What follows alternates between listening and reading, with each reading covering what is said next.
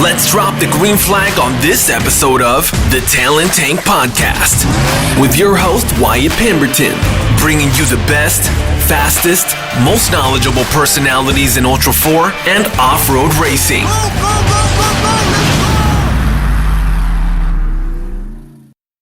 This episode of the Talent Tank brought to you by three amazing partners: Custom Splice Off-Road Recovery Equipment, Brannick Motorsports Custom Machine, and Magnitude Performance, a masked motorsports company. Enjoy. Here we go. Yes, the Talent Tank in session. As you clicked on today's episode, you see we have none other than Mr. Tom Ways. Tom, how are you? Super fired up to be here, Wyatt.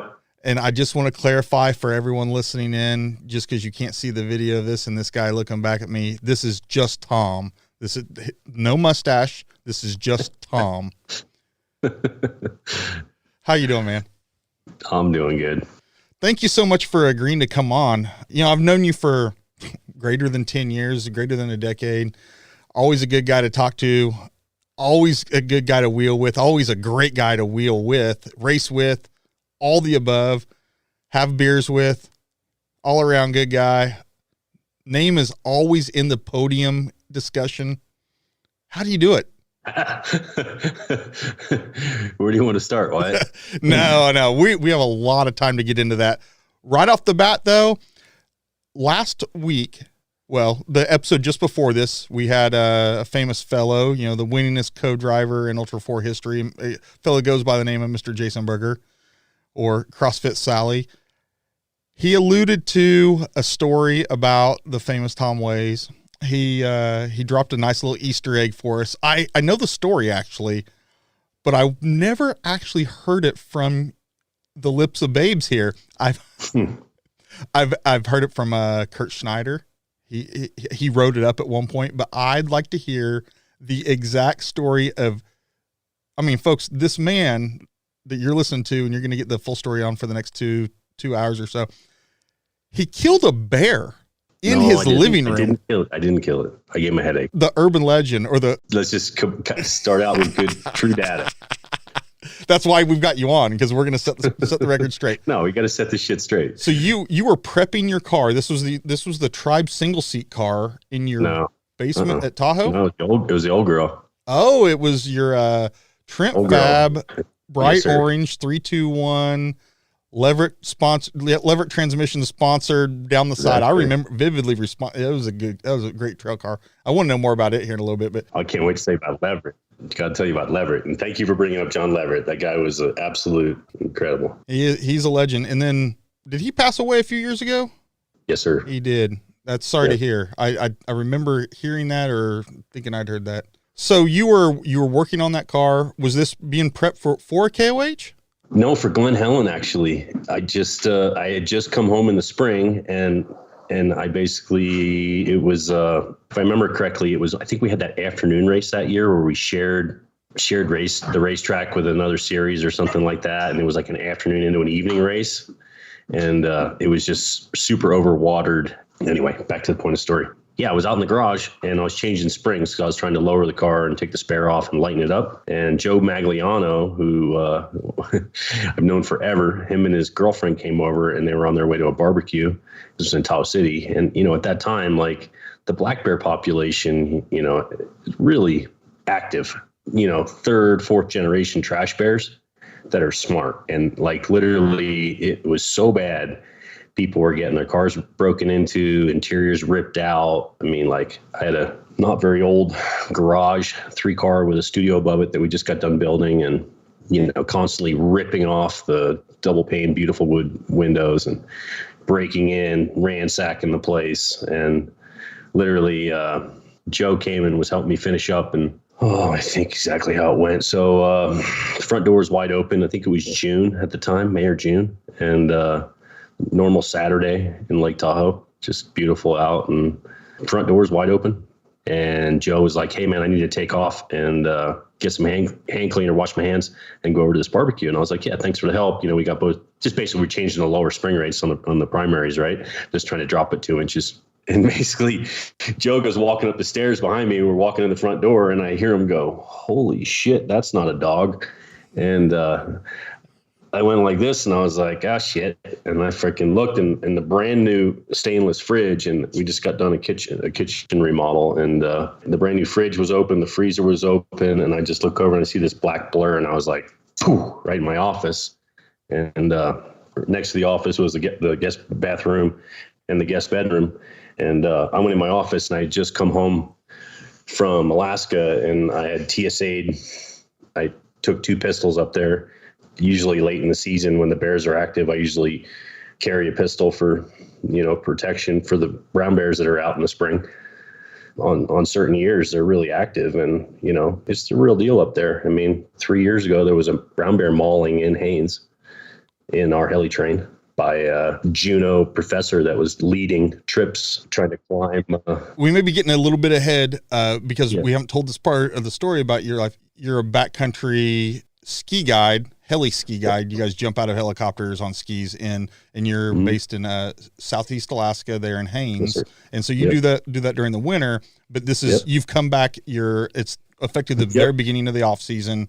And right now you're kind of back because of COVID, but sorry, I know we're talking about Alaska, but I want to make sure people know, why is this guy jumping back and forth from Alaska? Well, it's because you work up there half the year and right. We're getting ahead of ourselves, but to put context to it, there's context to it, right? Yeah. Because I TSA'd my pistols, which means they're unlocked and they're barrel locked and there's a lock on the case, and I got my paperwork with TSA and they're in my gear bag, and you're paying per pound to get your gear up there every year, right? And I basically ran in my office and I looked, and I had a Smith & Wesson 500, one of those snub nose 50s. They're just miserable things to shoot. And that thing was barrel locked and empty. And then my Springfield 45 was barrel locked and empty. And I was like, that's not good. That's not good. And then I looked at my pistols and I was like, I'm going to go down in history of Lake Tahoe being the guy that got mauled looking for his pistol keys. I'm not going to be that guy. And I grabbed my Tomahawk. And at that time I was carrying a Tomahawk in my guide pack like all the time, because they were great tools for so many times we're skiing down to sea level with the aircraft, because you can on years when it snows down low, 3,000, 3,500 elevation to sea level is incredible. And it's the best skiing in the world. It's incredible. It's like Japan mixed with Russia, just like big pillows and spines. And there's these beautiful rock wall couloirs that there's like nowhere else on the planet. And I've seen like 180-pound black wolf eyeballing me on the Talking River before, like with clients. You're sitting there and you're like skiing down and you're like, there's a fresh brown bear track, like you're in the middle of the wilderness, and it's a really cool experience. But point of story, I didn't have anything loaded. Everything was locked. I grabbed my Tomahawk and I came out of my office and was standing between the TV, looking into the living room. In the meantime, the bear ran into the bedroom, jumped off the corner of the couch, off the coffee table, and charged me. And I'm standing there, and a SOG Fusion is only about 12 or 13, 14 inches long. It's short. So I waited till he was that close. And he wasn't a huge bear. I mean, I think he was probably maybe a 2-year-old or something. But he came all the way at me, and I waited and I waited. And I finally was hunkered down, and I waited and I waited and I waited. And I hit him right inside the temple. And he went hauling ass out the front door, and I chased him like a crazy person. Just so pissed off with my brand new kitchen that was a little much. And go chase him out, throw the Tomahawk, bounce it off him. And that's about where that was. I spent the next 2 nights on the roof with a bow, but I never got him. And just, I can hear like the clanging of your balls in the middle of that story. That's the real version. The other version I've heard is very, very similar, but it was something along the lines of that no guns were involved. It was which you collect Tomahawks, and I do like Tomahawks. And the story I was told was it was hanging on the wall. It was like a decorative. You're here to tell it. That's crazy. Well, I mean, the thing about it, you got to put context to it, right? Because in Lake Tahoe, I mean, like, I have a friend, he's an airline pilot, and he has so many bears try to break into his house. Like, the local sheriff gives him rubber plugs because literally, like, he can't buy non-lethal ammo. And if you shoot a bear in Lake Tahoe, It's a huge deal. Like, there's crazy people up here that will literally like stalk you and think you are the devil. So like, literally, you don't want to be that person. You don't want to be that person. So like, literally, like, I heard when I called that day, I called 911 because I was so jacked up. I was like, I just got into it with a bear, right? Like, I called 911. I was like, 911? And the lady's like, hello, sir. And I was like, is this an emergency? Well, it was. And she's like, what? And I'm like, not anymore. She's like, yeah. Okay, we're going to transfer you to the sheriff. So the sheriff picks up and they're like, is the bear still in the house? I'm like, no. Is the bear still hurt? I don't think so, but I did hit him pretty hard. What? Well, I hit him in the head with a tomahawk. And she's like, excuse me? She's like, you might be the first person since the Washoe Indians that's hit a bear with a tomahawk. I don't even know what to say. But in all fairness, like, there was 12 break-ins that day before noon, according to the sheriff. All bears. Bears in houses. Imagine if you're on your back porch, Wyatt, and you're just having a nice barbecue and you're cooking some nice tri-tip, and all of a sudden a black bear comes walking through the middle of your living room with your daughter in there or something. Yeah, insane. Like, that's the reality up here now. Like, there's so many bears and they don't care. They'll come up and they'll start pushing on your screen windows. I mean, people are putting nail boards out and electric cattle fence around their houses. A bear is a very smart animal too. They're like a giant raccoon. Yeah. Giant raccoon, a huge trash panda. Exactly. Well, thank you for putting that story out there, like setting the record straight. The versions I've heard many versions, but that one from the horse's mouth, that's crazy. I can't even imagine walking into my kitchen to have a bear just stand there and be like, hey, man, what's up? I was sitting there, no shirt, board shorts, and flip-flops, chasing a black bear out of the front of my house. And Joe, the funniest part was Joe comes up and he's like, holy shit, that's not a bear. And he goes tearing ass out the front door and slams the door shut behind him. So I'm in there with the bear and the door shut. And I hear him from the front yard, do you want me to open the front door? And I was like, yes. Oh, wow. So I was so torqued up. You're back in Tahoe now, right? No, I'm in Reno. Reno. I mean, yeah, that's right. So you're back in the lower 48. Yeah, unfortunately. Well, it's the time of year I should be back, but yeah, just a little early this year with COVID and everything. And so you guys shut down SEBA, which is Southeast Alaska Backcountry Adventures.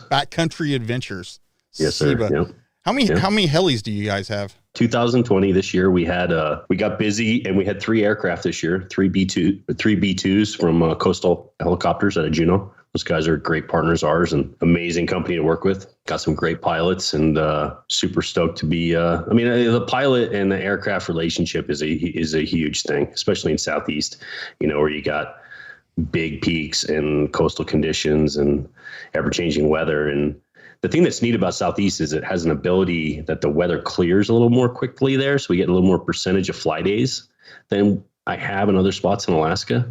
And the proximity to the coast range with the biggest coastal mountain range in the world, it's kind of a no-brainer to want to be as close to those as possible because you're in a precipitation shadow that creates just amazing skiing and some of the best skiing in the world. And you brought up the relationship between the helis and the pilot and the skiers and all that stuff, but also you guys have a lot of camera guys that roll out with you, right? We've done so much over the years, like production wise, like I've guided Travis Rice when he was working on his Red Bull projects. Richie Perman, who's a personal friend of mine. He's a great dude. Victor Delarue, Xavier Delarue. And then our own production we do, we're fortunate to have Will Wisman as one of our owners. And that name sounds familiar, right? He's done some KOH work. Yeah. Wisman, the mongoose, the goose is loose. I mean, like that guy's, I brought him down to King of the Hammers to help shoot the aerial crew for Dave when KOH was starting, and you can recognize some of his original KOH aerial pictures, when those guys were flying like almost 9 or 10 hours actual Hobbs time in the aircraft that day. Yeah, I specifically remember. I mean, I think it's famous. I bet this guy probably has it framed in his study, but it's Lauren Healy. Yeah. Wisman hanging out of the helicopter, catches Lauren doing a pass, but Lauren just mashes a G out, throws the car. Ran for like another 2 miles at the most. Yeah, maybe. It was glorious. It was glorious. I mean, he had that dirt flying. He jumped over that guy. Yeah, who was it he jumped over? I feel like it was maybe. I don't remember who that was, but I mean, honestly, like Wisman was like, yeah, that was cool. Like, whatever. Like it was just another day. But the thing that was so revolutionary back then was Wisman was wearing his ski bibs, which was a pair of ski bibs I designed with Freddie Bauer, which was cool. This is like a side note because I love designing gear. And he put a second camera in between this double zipper. So he had a second camera on his chest that he shot on a remote while he was shooting his other camera, while he was hanging out the door. That year, I had the filler plate loosen up on my car, and it was leaking gas. No, it wasn't the filler plate. It was the rollover valve that had the stupid ball bearing in it. That thing unscrewed, and then the plastic washer and all of it fell into the tank. And I remember we're coming out the top of Outer Limits, and Dave looks over at me because there was like a huge traffic jam. And he landed the helicopter and jumped out of it. And he was standing there spotting people. And I had gas just sloshing out of the top of my cell. And he was like, Bubba, that's a problem. I was like, yeah, I'm on top of it. We got some duct tape and we're going to fix it in the pits. I'm almost at the pits. I was sticking a rag in there. And he's like, come on now. So literally it was Ian Plain was my co-driver, complained back in the day on the board. And he was my co-driver, and we just got done passing Roger and Brad, and it took us forever to get by those guys. They were just making dust, and we finally get around them on the 29 Palm side, and we thrash, we throw the bag of tools back in the floor, and like the hell with it, and we start going back towards the finish. And that was the year that Wisman and Jeff were flying in that black Huey. Yeah, that was Brad from High Performance Heli from Big Bear, and he was chasing us as literally the tool bag and all the tools were lighting on fire in the belly of the car as Dave's in the helicopter with Wisman on like the last stretch down Pummel Pass into that finish. And literally I hear on the radio, they're like, get the extinguishers ready. He's coming in. And I was like, literally come skidding into the finish. And like all the fire extinguishers, and like literally we were going so hard we ejected the spare out of it. It was the first time I met Lucas Murphy. He came over and he was just like, dude, I want to hang out with you. And I was like, anybody seen my spare tire and wheel? I could really use it. Right on. Oh man, yeah. So you brought down Wisman, you brought down Engelbritsen, Jeff Engelbritsen. Yes, he's been on a list of mine. Anyone that's crazy enough to hang out of a helo and chase race cars and chase is somebody I'd like Jeff's to talk an amazing to. Person. That guy you need to get on the talent tank, because humility and strength and just performance. I mean, like that guy just exemplifies everything. I mean, I cut trees with that guy for 15 years. He mentored me and how to cut trees. And I would say, honestly, between him and I, we cut down more hazard trees and cut down more trees and did more crane trees over lakefront houses than anybody in the history of Lake Tahoe. I mean, we cut down so much wood, huge trees. Like, I mean, him and I together, I can't even count on so many trees over 180 feet.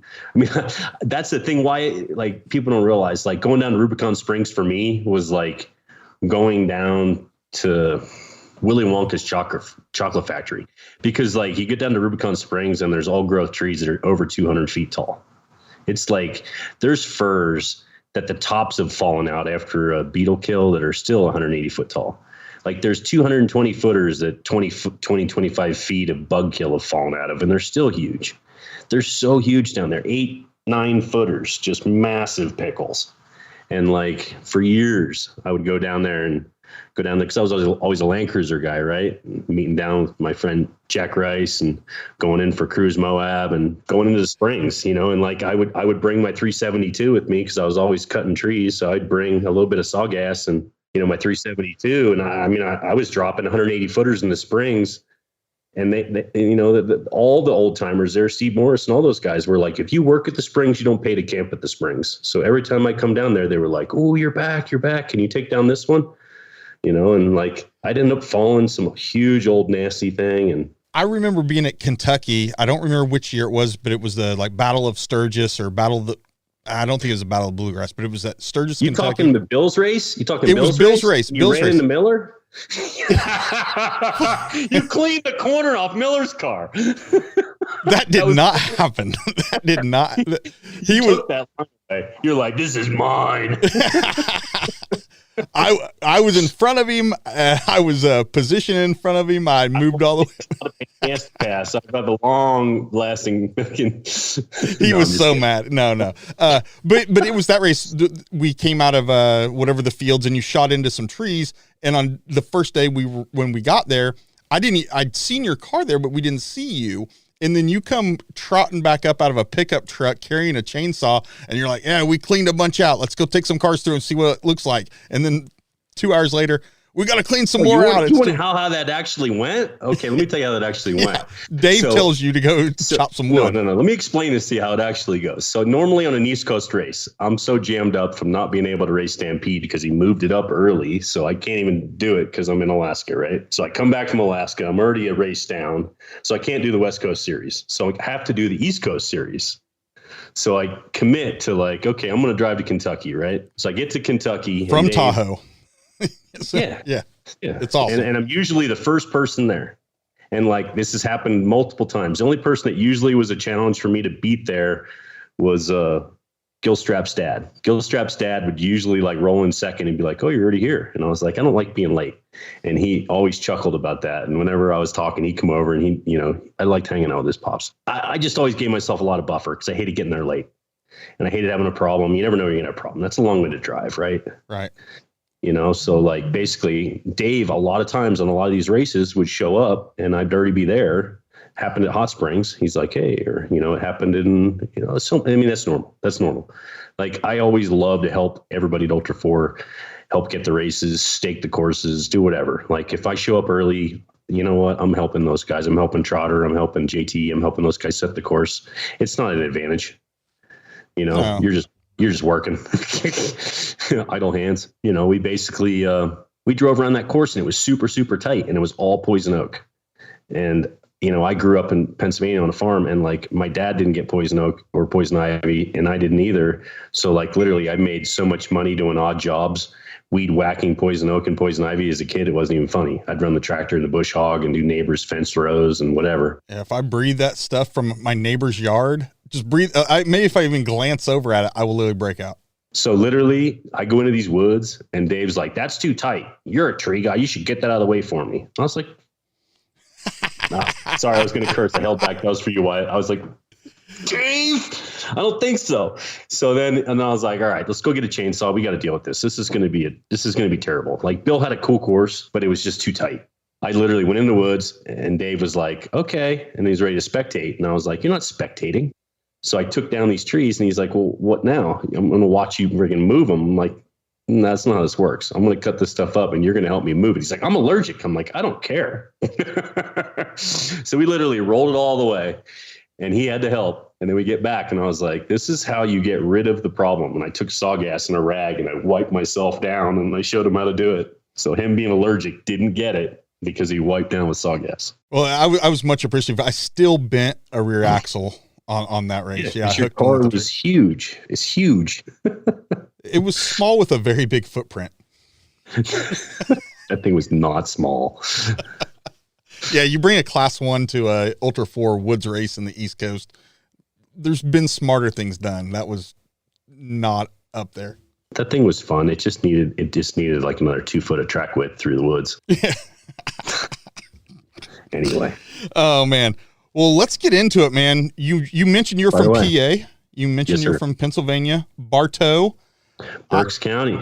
Yeah. I don't know what else is there. Actually, there's nothing there except for Reading.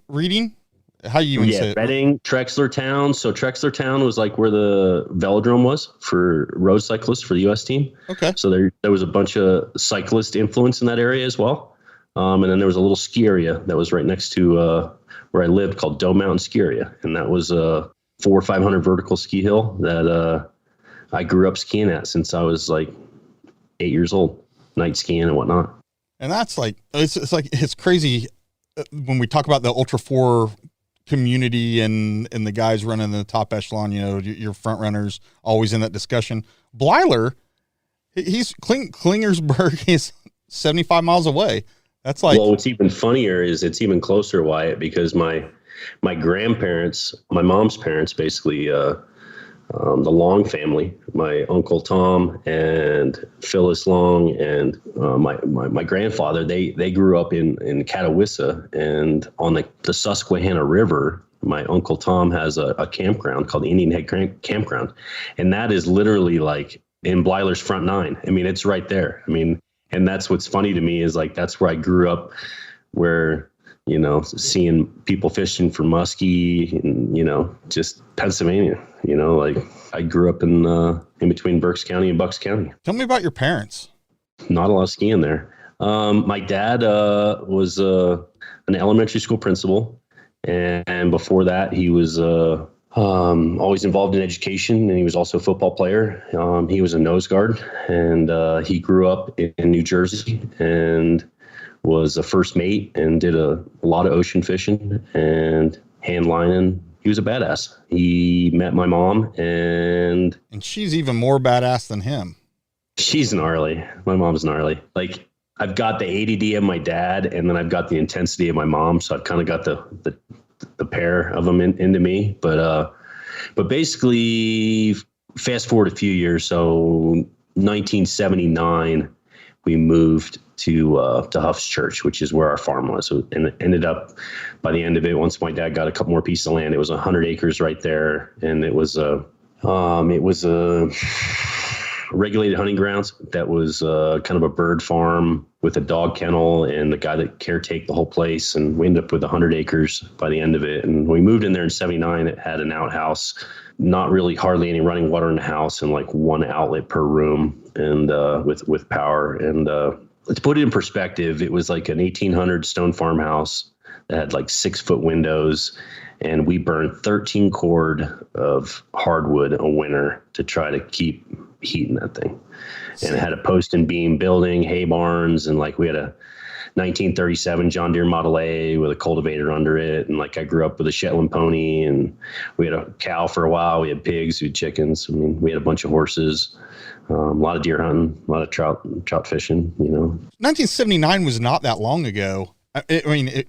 Yes, it was, and yes, and no, it wasn't. But to be in 1979 and not necessarily have running water in a house, it almost seems people, if you say that today, we're in 2020, yeah, you know, the house I grew up in didn't have running water. I remember being a kid, we had friends that didn't have running water in their house where we were in Kansas.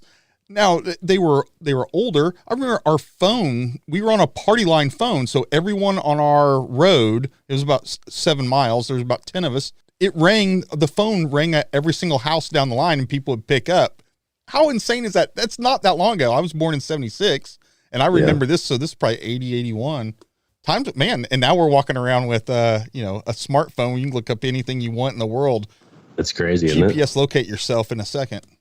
It is crazy. I mean, to be there, and my mom was AP English teacher and teaching English as a second language at a private school that was in the same town as well. And my dad was in the public school system. So I had the choice, you know, as a kid, I was like, do you want to go to public school? Or do you want to go to private school? I chose the public school. I don't know. Maybe I'd be a different person today if I made that choice then, but you know, there's points that come along. I remember that moment. And then, you know, when I was, about to start ski racing more seriously, and my cousin Bill, who ended up going to the Citadel, I went down there for his graduation, and I almost went military. So there was a moment where like I could be a totally different person right now, or would I be the same person and just have more different memories? You know, like, yeah, there were some moments there where shit could have changed. But Charleston, it could change you anyway. Charleston's just gorgeous. Like, I've fallen in love with that place. I didn't even know what to say when I went there. I was just like, I was there for their graduation, and I was like, this is the coolest thing I've ever seen in my life. Like, I didn't even know what to say. The Southern Bells, the beautiful campus, just the tradition, the proudness of all of it. Like, I mean, to come in there and like see my cousin who I just idolized, you know, go down there and just be the man he was, like, and go to Desert Storm, like that to me was like, that was changing for me. Right. But somehow skiing won. Did you have any siblings? Yeah, my sister. Yeah, you got a sister? Your older sister? Yep. What's she up to these days?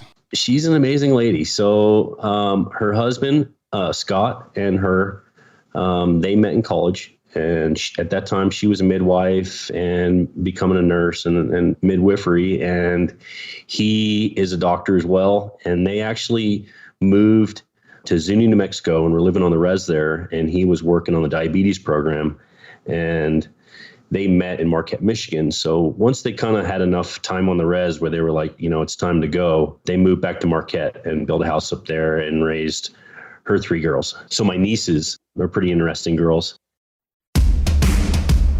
Stay tuned. Your talent tank is in full get. Do you know what the entire 2020 ULTRA4 Racing 4400 class King of the Hammers podium had in common? Brannick Motorsports Custom Machine. This small family-owned machine shop in Fort Wayne, Indiana, has been advancing off-road technology since 2003 by proud veteran owner Stan Haines and his son Brandon, and a talent-heavy staff committed to pushing the motorsports performance envelope. If those names sound familiar, they should. Stan and Brandon have been off-road racers since before King of the Hammers was a thing, and both are pillars of Team Indiana. I'm always talking here on the Talent Tank about supporting those that support you. I'm struggling to think of a sanctioning body that Brannick hasn't supported in rock sports. ULTRA4, We Rock, Pro Rock, just off the top of my head. And I support these guys myself. My current daily driven pre-runner Chevy has numerous one-off custom pieces on it, from rear axle flanges to custom 5/8" lug nuts. I sent the crew at Brannick my ideas, and they made them a reality. Between the Brannick lines of forged 4340 axle shafts all the way to their custom billet 300M shafts, Brannick has you covered with pretty much any custom axle shaft, any spline with no size or length restrictions. Need a rare oddball shaft for your Unimog? They have those as well. Sway bars, a large inventory of rod ends, big and small, their amazing specialized lightweight racing brakes, and unit bearings in numerous bolt patterns, onto their line of custom carrier bearings and U-joints in 1480 and 1550 flavors. And I about missed mentioning their amazing milled out aluminum suspension components, 70-75 billet aluminum links and trailering arms. If you haven't seen these, you're missing out on some very aesthetically pleasing pieces of hardware. Brannick prides themselves on quality, service, and value, proudly making parts that wear the Made in the USA moniker, no matter if it's for your daily driven Jeep, Toyota, Chevy pre-runner, or something more serious like your Rock Bouncer, ULTRA4, or trophy truck. You're covered with a call to Indiana. Did I mention I've met a land speed racing team that runs Brannick axles at over 300 miles an hour? Yeah. To ensure you eliminate your downtime while recreational wheeling this weekend, reduce your time in the shop turning wrenches on repairs, or looking to put your race car on the podium, call Stan and Brandon at Brannick, 260-467-1808, or on the web at brannickmotorsports.com. Brannick is a full-service machine shop that can handle everything from one-off to production runs. If they don't have it, they can make it. Now, back to the show. So my mom and dad, basically, they're the opposite of snowbirds. They actually moved colder, which makes no sense. So I give my sister a hard time about that constantly. But so basically, they live in Marquette, Michigan. So instead of getting warm, my parents moved cold. So they moved to Marquette. They sold the farm, and a really nice couple bought the farm. Your mom wanted to be by those babies. She needed to buy her grandbabies. There's a little bit of time in between here. So in between, they got a house down in Cape May, New Jersey, next to a good friend of mine's from high school, Kane Wentz. And basically they got down there, and my dad got to reinvigorate his love for the ocean and being on a boat. And he got another fishing boat. He got to do some time fishing and enjoy himself. And then a few years ago now, he had a stroke, and I was on my way out to, I forget what East Coast race it was right now, but I met it. I mean, there's always the constant people that are always just amazing help. You know what I mean? Like, Schofield and James Schofield, solid humans. I mean, like, I'm like, shit's going down. This is fucked. I was like, oh shit. And then like, next thing you know, I'm dragging my trailer to Bama and stuffing it somewhere. And we were at Oklahoma. I rang the car out in the mud hole, trying not to get stuck, and over revved the thing and blew the valve springs out of it, and then towed it to Bama. I was working on it with James. My dad has a stroke. I drive out to New Jersey with my dually from there to see him, and then spend time with him, and then come back. He recovered really well and was doing awesome. Got the meds on board quick enough. Literally, I look back and think about my dad and like building the farm that we had. Like, I mean, it wasn't a working farm. I mean, they had other jobs, but like, I mean, to completely restore an 1800s farmhouse and then every single outbuilding included when it's all post and beam, and like, that's just amazing. I remember my mom like being up on the A of the front of the barn while my dad had a pair of vice grips taped to a piece of rope clipped on the siding, and then my mom was hauling it up with a rope to put the siding up on the side of the barn. Like, I mean, resourcefulness. And that's where you got it from. You're a resourceful dude. You gotta be handy. Yeah. And everyone that knows you is always like, yeah, man, if I break down somewhere, I want Tom to be with me. It's not even like a running joke. It's like just a statement made, like, that guy, he's MacGyver. Well, it was like the 1,000 last year. I mean, 1,000 last year, you know, like Jason called me. He was like, dude, I'm freaking doing this thing with Ford. And I'm like, that's awesome. And he's like, I'd really love you to chase me from Matomi Wash on. And I was like, I got you. You know, and like, that's the thing that's the amazing part about the Raptor. And like, oh, we're going to talk Raptors. The Raptor is ridiculous. You want to talk some ridiculous? I mean, the amount of exploration. I've got to go so many cool places in that truck. And you've only had it since June. It's mind-boggling. It's been in 3 countries. Northern Nevada, all the way to Oregon, all the way back, and 6 ways from Sunday between here and Scorpion Bay. And then mix in Alaska. And then you had it in Alaska, right? And then just throw that in, sprinkle that in. But I saw it. I saw it at the Hammers. You had it at the Hammers in February. Yeah, you're in the Desert Loop. Yeah. Yeah, it is a good looking truck. It's my favorite color Raptor. It's the earth. Well, it's not earth actually. It's actually molten red or whatever underneath, and I wrapped it tan last year. Are you kidding me? I wish it was the train color. But it's the bright red orange. It's the original Raptor R. It's the original Raptor R color. Gotcha. No, I didn't know it was red. It's an early 11. It's an early 11. I thought it was the Earth, so let me go ahead and believe that it's the. Everybody's got stories about that truck. That's the terrible part. No, it's really great. Like, that truck has done all of the R&D for Icon, like all of it. Like, everybody's been like, oh yeah, I was, you know, boom, and I was on the roof, and then like, oh, I helped, you know, fold up the training mount, and, you know, like, that truck's got history. So as a kid, yeah, what were you like as a kid? Curiosities? Were you into sports? Did you play football? You're a big dude. I played safety. I played defensive safety. I was an amazing football player by any means. It was hard to have the attention span to really like focus on all of it. I hated baseball. Did a little bit of track and field, but you know, public school, we didn't have skiing. I was really interested in skiing. So when did that happen? When did skiing happen? My cousin Phil was like an amazing skier, and I wanted to ski so badly. The influence of like going to Doe Mountain for the first time, like I remember getting dropped off, and it was like my first taste of freedom where I was like, I was completely by myself. And if I wanted to jump off anything I could, if I wanted to ski as fast as I could, it was like the ultimate in like not a team sport. Fair enough. And it's crazy how, you know, to map your trajectory to today, and yeah, something else. So after high school, though, you go to Vermont. So Yep. From PA, you go to Vermont, you go to Green Mountain College. Yep. How do you say the name of that town? Poultney? Yes, sir. Poultney? Yep.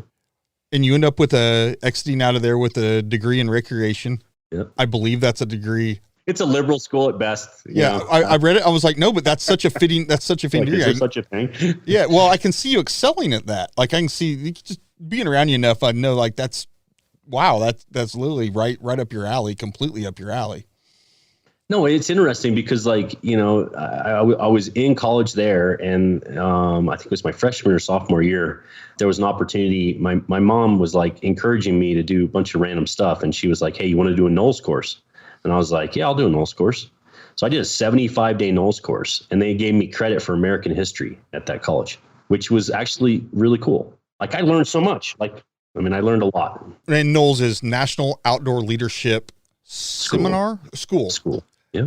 And they did them all over the world. You could go to Bora Bora, you could go to Thailand, you could go to, you know, the Andes mountains, wherever. They had something everywhere. They do a big deal in Wyoming too, but I think, you know, back then, like comparatively, Outward Bound versus NOLS. Outward Bound was a little more of people with a little more disciplinary problems than NOLS at that time. Basically, I did a 75-day Alaska course, which started out backpacking in the Talkeetnas, and it was basically low impact camping and being in bear terrain and bear habitat, and really just being able to go through a lot of cold, wet creek crossings and carrying a heavy pack and dealing with your shit. And you know, I was really excited. I trained super hard because, you know, I was really inspired to go up there and like take the opportunity. The second phase was we hiked from Wonder Lake up by Denali, and then hiked out to Mount Miller, and I can't remember the name of the other two peaks right now. But it was basically my first taste of glacial navigation and crawling around a glacier. And that made a huge impact on me. And just crawling through moulins and just seracs and crevasses. And I thought it was the coolest thing ever. Basically getting to see, a big Alaska. And then the third phase, the instructors kind of let us out a little bit more. And then we went to Prince William Sound and went out Whittier on sea kayaks. And that was actually when Mount Rugged erupted. So without any outside communications, we had a volcanic eruption with full ash come down on us without knowing what it was. That was kind of an interesting one. But that was pretty neat, like catching salmon and dragging them onto the bow of your boat while you're like paddling through Prince William Sound with killer whales and everything else. I mean, like, it's the real world. How many years after Valdez was that? It couldn't have been very many. Not that long. Yeah. So like we were rolling rocks over, and like literally you were finding rocks under rocks. Yeah, that was nice memory on that, dude. I appreciate that. Well, it is what happened up there.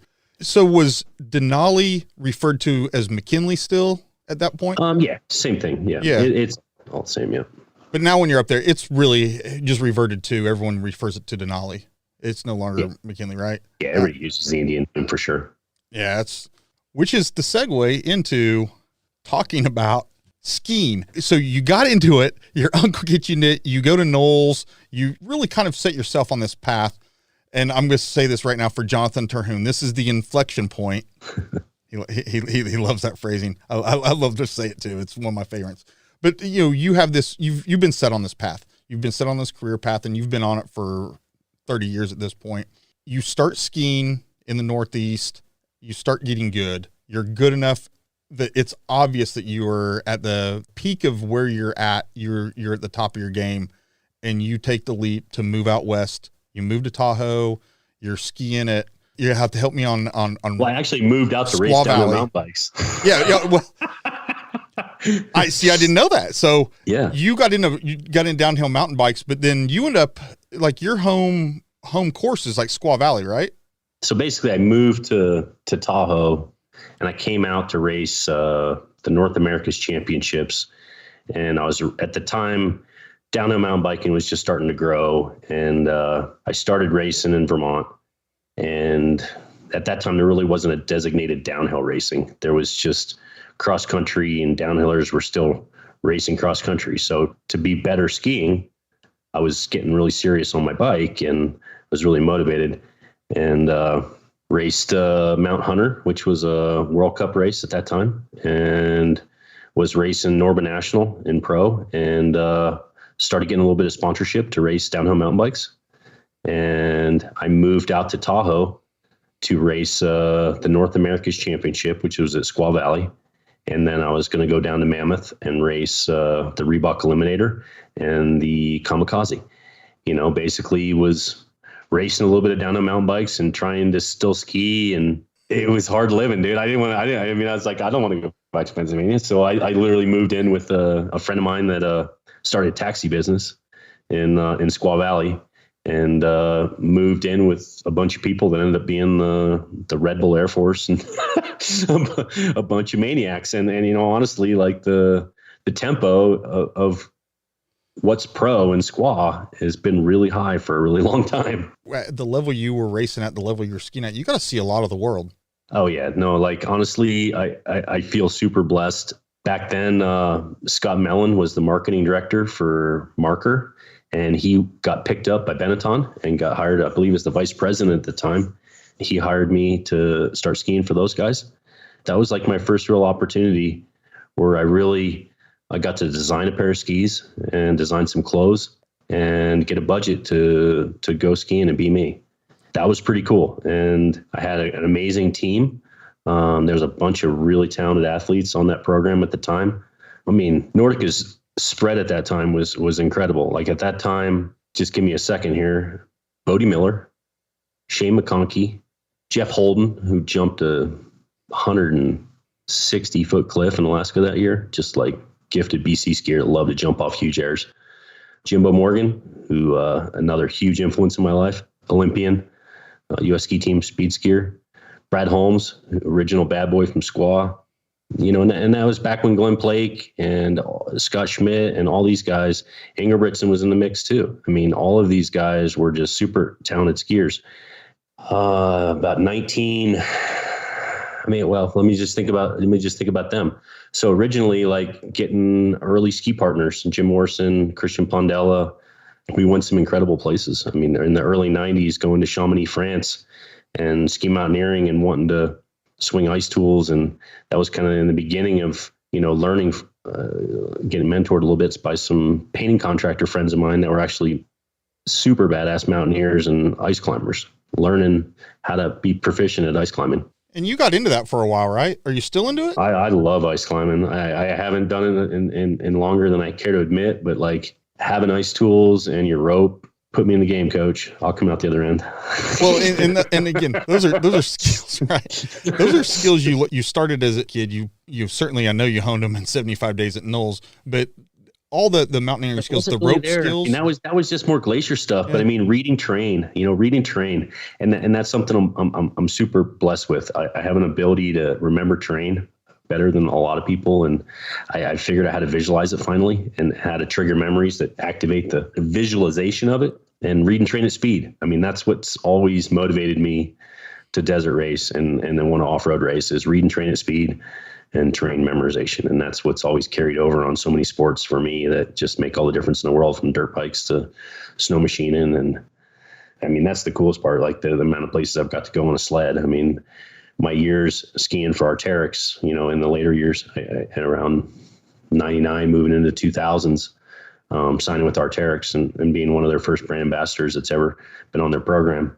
And that was when they're still privately owned, and being down in Portillo, Chile, when I met some Russians. And that was a huge turning point for me when I got to go to Russia 3 different years and explore the Kamchatka Peninsula and the whole Sochi and the Caucasus region, when literally like there was no Americans there. I mean, when we went to Kamchatka, we were the second Americans ever there, and that's neat to be able to like tell your granddad, be like, hey, I remember I told my granddad, I was like, hey, I'm going to go to Petropavlovsk-Kamchatsky. And he was like, you're going where? And I was like, yeah, I'm going heli skiing over there. He goes, that's the nuclear sub base. What are you talking about?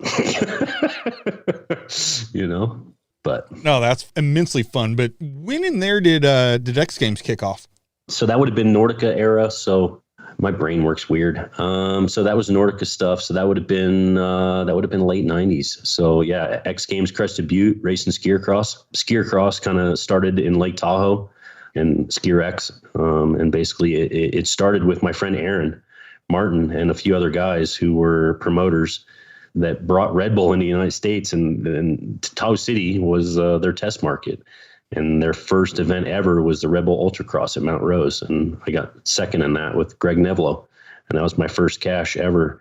And I spent it immediately going to Valdez and going heli skiing. And that was my first heli trip in Alaska, where I was like, this is awesome. And then I immediately went home and was like, I need to get up here and guide because I can't afford just to come up and go skiing. So that's when I was like, I want to be up there as much as possible. And at the time, Kevin Quinn opened Points North Heli. I helped him open that in 1998 into 99. And that was my first years guiding in Alaska. That was the first year I drove up in my 89 Chevy. What's your nickname up there? They call you've got a nickname. I don't have a nickname. You do. I don't. You wish I did. I don't. I swear I saw something they called you like Sarge or like the old Sarge or something like that. Oh, that was the guy that wrote that article that you read, and that was in Backcountry magazine. I probably did read it. That's actually a pretty cool article, but it was just the way that Reggie wrote it. It was just, he was trying to be dramatic. What magazine was it? It was in a magazine? It was an article? Yeah, there was like a 10-page feature in this one mag with the opening picture of the shot is this like double page that Pondella took of me standing on Mount St. Elias. I have not seen it. Okay. On the south face. It's pretty cool. It's pretty cool. Now I'm going to have to look at it. But I remember the first time I knew you from King of the Hammers. I knew you from King of the Hammers. I knew you from the rig you raced at the time. This is 09, 10, 11, somewhere there. I did not know you were a skier. Someone had told me that, and then I find it online. And the picture that I found online, or maybe it was on Pirate, probably on Pirate, was you on not skiing, but it was on a sled. But you're way the hell up above any tree line, and the slope is something way greater than 45 degrees. Is it doing a shit hook? Yes. Is it doing a slash turn? Yeah. That's a Wisman shot. That's called a shit hook. Whatever it is, it was freaking badass. No, yeah, I saw that. I was like, whoa, I know this guy. This guy's crazy. This guy's really crazy. No. Yeah.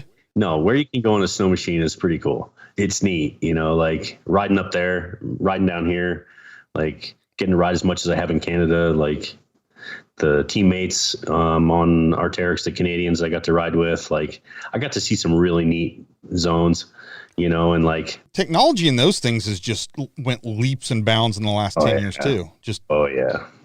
No, and that's actually a tie-in to Paul Horschel. I mean, that's actually funny. He's a big snow machiner and builds turbo kits for those things. I don't know if he is anymore, but one of my teammates on Eddie Bauer and also a amazing snowboarder I super care about, Chris Coulter. I mean, he came out to hang out and pit for me at Tuella one year, and Paul was his friend, and he's like, yeah, my buddy Paul's building a KOH car. And I was like, yeah, sure he is, right? At this time, he hadn't showed up yet. And I was like, everybody and their brother's building a KOH car. Sure he is.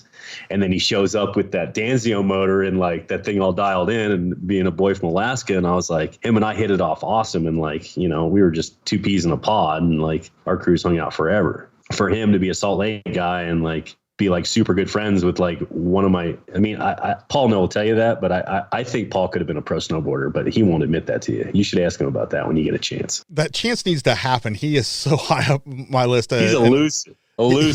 Like a chupacabra. I've had many people ask me hey, when are you having Paul Horschel on? And I don't have a relationship with Paul Horschel, but I know I could call him, and I'd still have been told that he would still tell me no, just because he doesn't do public stuff. I was with Jeremy Dickinson couple years ago.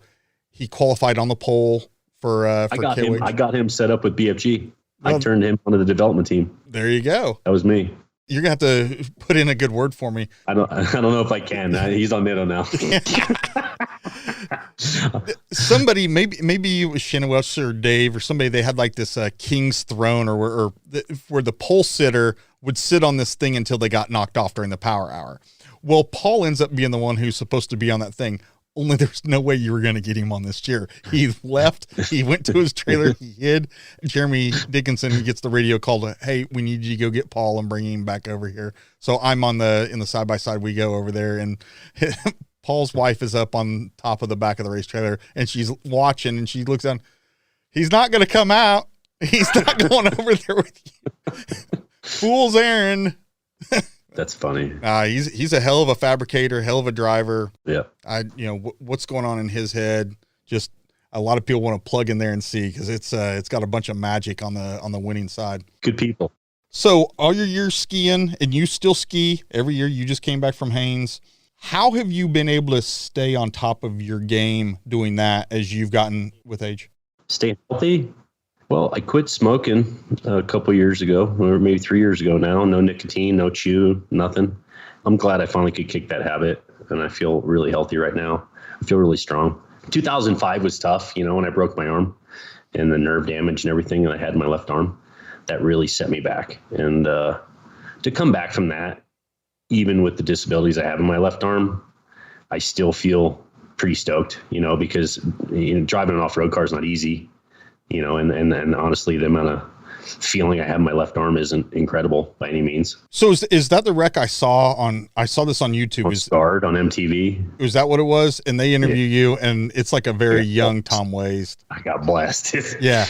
I compound humerused my left arm and got a heli flight down to Reno. And good story here. So Berger and his wife were there, because Berger used to help me a bunch on a bunch of the different film shoots, because he thought it was fun. And he's Berger. He's Berger. So basically, like, Berger brought the flight nurses from the heli up to grab me, to drag me down to the heli. Like, I was hurt, but that took 7 surgeries in 1 year to get out of that. Like, here's a good story. Berger and I going into the Rubicon, and he's like, "You're going to lose your mind if you don't get out of the house." And I was like, "Yeah, you're right." So we're in my Land Cruiser. I can't remember if I had 39s or 44 TSLs on at the time, SM420. And I had a PICC line in, IV antibiotics going, and I had an IV bag hanging from the B-pillar. driving an SM420 with one hand, with my arm in a crutch and IV going, with Burger in the passenger seat, with a shovel going in the Rubicon. Yeah, he didn't tell me any of these stories. He has so many stories. Everyone says Burger to tell you this story about me stapling his head shut with his wife's stapler. So you used Andrea's stapler. So Burger, when he had that rusty Bray buggy, it had somebody put the B-pillar plexiglass in, or Lexan, with the quarter 20s facing forward. So he laced his head open when he almost rolled it over backwards, because he's a little bigger than would fit in that car. Well, he's like 6'3". Yeah. You wedge him in that thing, and he laced himself open, and he just laid his head open super bad. And we get to his house, and he's just like, this isn't good. My wife's going to kill me. This isn't good. My wife's going to kill me. And I was like, let me see that thing. And, you know, like, I've been in the EMT and the wilderness first responders. It's like 97, right? And his wife's a nurse, so I'm sure she does have a bag. He literally calls Andrea, and he's like, Tom's thinking about stapling my head. What do you think about that? Instead of coming to the ER, she's like, no, that'd be fine. So literally, like, God bless her. I grabbed the stapler and I like spread the hair on the back of his head, and I was like, you ready? And he was like, yes. And I was like, wham. And you could feel the thing like go down, hit the bone, and like screech in and then peel up. And he was just like eyes crying, looks up at me, and he's just like, I won't say what he said, but he's a tough SOB. Finished the job. My wife came home and she was like, you actually did a really nice job, and you kept the hair out of there. Nice work. So hey, you can staple my husband up anytime. What an awesome woman. So yeah, when did you start doing the trees? When did you start your tree business there in the Tahoe area? Shoot, what year was that? Forgive me on the year, but it was basically in the beginning of when I started doing tree work. Was right about the time when I got my first skiing magazine cover. So Hank DeVries Shot skiing magazine. And I remember I was cutting trees and I was down the West Shore, and he called me. So it was probably about a year before that. So that would have been Atomic Skis. So that would have been late 90s, early 2000 maybe. One in there somewhere. So you knew Engelbritsen then, and you guys? I didn't know him that well yet. I rode up with him on the chairlift a couple times. We were going over up KT22 and going up the fingers. And I remember we were talking skis, and everybody was jumping off everything back then. And I remember I talked to him up on Grand Chief Peak, and he asked me, he's like, hey, I heard you grew up on a farm. You got any interest in learning how to do tree work? And I was like, yeah, I'll talk about it. And next thing you knew, I went from like learning a little bit about tree work to fully embraced in it. And, you know, we were running a saw 5 days a week, thousands of hours of bobcat and crane trees over lakefront houses, huge trees, running a saw a lot. Yes, somebody's got to do it, right? I'm happy I never cut myself with a saw. I'm proud of that. That's hard. I think so many people, like everybody's got a story about their granddad or uncle or dad or whoever's got a chainsaw freaking cut on them. Like, I mean, I cut myself with a table saw when I was a little kid, but like I never cut myself with a chainsaw. I don't have any chainsaw stories. I regularly use mine. I've got two of them. I've got a Steel, and then I've got a Husky.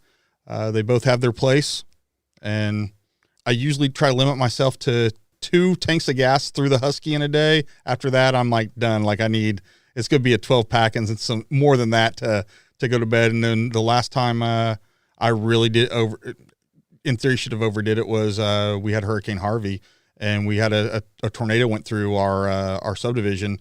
I ran 4 tanks through that thing in I don't know, like 4 hours. Like it was just nonstop, drop it. And there was all the volunteers, you know, our neighborhood was awesome. All the volunteers that jumped into, I didn't have to lift a finger aside from sling the saw, just cut, drop, chunk. They were dragging them to the curb. Good for you. That makes tree work awesome. I mean, when you don't have to move a single branch, you can. That's how it's supposed to be. That's how it's supposed to be. Right? Yeah, if you can do it that way, if you never have to pick up the branches, then yeah, you can. It's amazing what you can accomplish. Well, so then yeah, I ran 4 tanks through, and was like, man, that wasn't bad. That's when I realized it's all the other stuff that's why I had to limit it. Yeah. You got plans for this summer? Obviously, it's evolving as we speak. I think for everybody, Right. I mean, I think what happens next it'll be interesting. I would love to get back to doing a bunch of events and whatnot, but I don't know if that's going to be the course for a lot of people in the immediate future. Well, I was just meaning from the tree standpoint. Is that your game plan for the summer? I think so. I think I'd like to think that like do some tree work and supplement and try to keep in a nice holding pattern and hope that some normality can come back to the world and move forward. You know, you're living there with your fiance Stacy there in Reno. She's probably going to be ready for you to get the hell out of the house. We've actually been doing great. She's an amazing woman. I'm really thankful that we've been able to spend as much time together as we have been. Stay tuned. Your talent tank is in full get.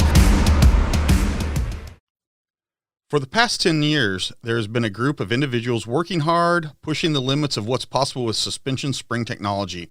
Today, that group has opened some exciting new doors, stepping out with the release of their own line of premium high-performance coil-over springs. Magnitude Performance Suspension is now up and running at their new complex deep in the heart of Texas, manufacturing their new line of premium chrome silicone springs right here in the USA. While the name and location is new, the crew at Magnitude is anything but, with extensive multi-genre racing application experience, including 10 plus years specifically testing, tuning, listening to, working with, and answering the needs of Ultra-4 and off-road racers alike. I'm ecstatic to have Magnitude on board as a partner of the Talent Tank, and I stand behind their products as I'm a customer of this team myself. When I was building my last race car, I reached out to now president of Magnitude, Jason Yode, about his sway bar design. He built a sway bar to the specs he calculated for my application, and it was 100% dialed in right out of the box. That almost doesn't sound real, but it happened. Proof this team at Magnitude knows suspensions, springs, sway bars, what works, what doesn't. And I haven't even mentioned their line of valve train springs. They do those as well. LS, LT, diesels, drag racing, duals, and triples, they've got them all. No more waiting around for springs to be made, back ordered. All the while, you could be testing and tuning your vehicle and practicing your best podium pose. Magnitude has over 10,000 springs in stock. That's over 225 different lengths and rates. These guys have embraced technology with real-time inventory status on their website, so enthusiasts and competitors can order with confidence that Magnitude has the parts you need when you need them. I know I mentioned that they are in Texas. That makes me proud, but that also means they are centrally located for quick shipping to your door. No more right coast waiting on California or left coast waiting on North Carolina. Give the team at Magnitude a call at 866-674-1516 or hit up their website, magnitudeperformance.com. Mention you are a fan of the Talent Tank or use online code TT10 and get a special 10% discount.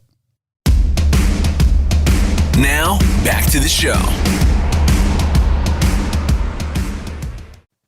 So we've touched on this a little bit, but this is the part of the interview that people are going to, really want to hear. Like, how did Tom Ways get into off-road? This dude comes out mountain biking. He's skiing. He's living in the right area, right? Fordyce, Rubicon. You can't not be an outdoor guy and live in that part of the world and not be. Yeah, no, I mean, honestly, I've lived 8 miles from Rubicon or 10 miles from Rubicon for a really, really long time. And, get to the point to where I could tell you every single rock on the thing, as well as the majority of the rest of the Sierras. I mean, whether it be on a mountain bike or dirt bike, snow machine, rock crawler, whatever, like I've tried to explore as much of the West Coast as I possibly can. And I've always made a huge effort to do that. I think being a multi-sport athlete, it enables you to be able to do that year round.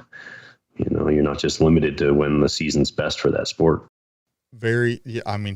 You're an intriguing fella.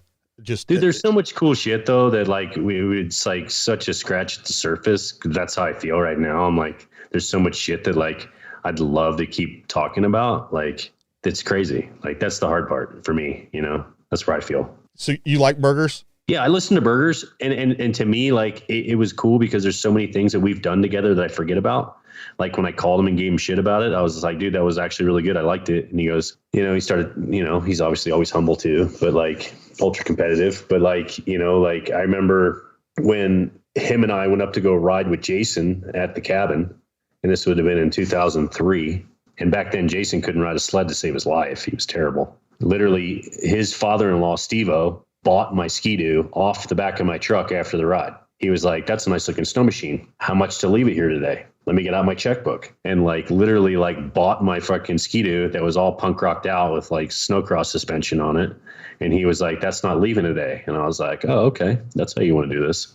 And the dirt bike stories with Jason, going from his cabin in Plavada and riding up Rattlesnake, which is Cisco Grove, that goes up to the Committee crossing on Fordyce, dropping down Committee onto Fordyce during Sierra Trek, and then riding up all of the wind chills on our dirt bikes all the way to the top where Summit Lake used to be, where Ole was, his garden gnome, where we mixed gas for our 2-strokes, and then rode all the way down the crest, all the way to Downeyville, where we dropped into Downeyville, went down, got hammered drunk on Coors Light and pizza, and then rode up all of the Downeyville downhill mountain bike rides all the way to the top of Packer Saddle in the Sierra Buttes, rode down the other side, and all the way back to Little Truckee Summit. I'm talking like 110-mile all dirt 2-stroke ride with like Jason Shear laying fetal position after crapping his pants, like on Fordyce.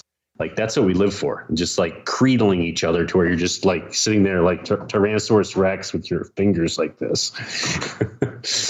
And then like Burger on Rubicon and like helping him do disabled sports, like taking kids into the fucking, or whoever they were, like taking people into do disabled sports, and all of it all over the years. I mean, like, that's the, like, I listen to it and then like I think about like the ski movies that he was helping me get into different spots. We drove to Twin Falls, Idaho from here nonstop and back to buy a snowmobile to replace my Ski-Doo that I sold Jason's father-in-law.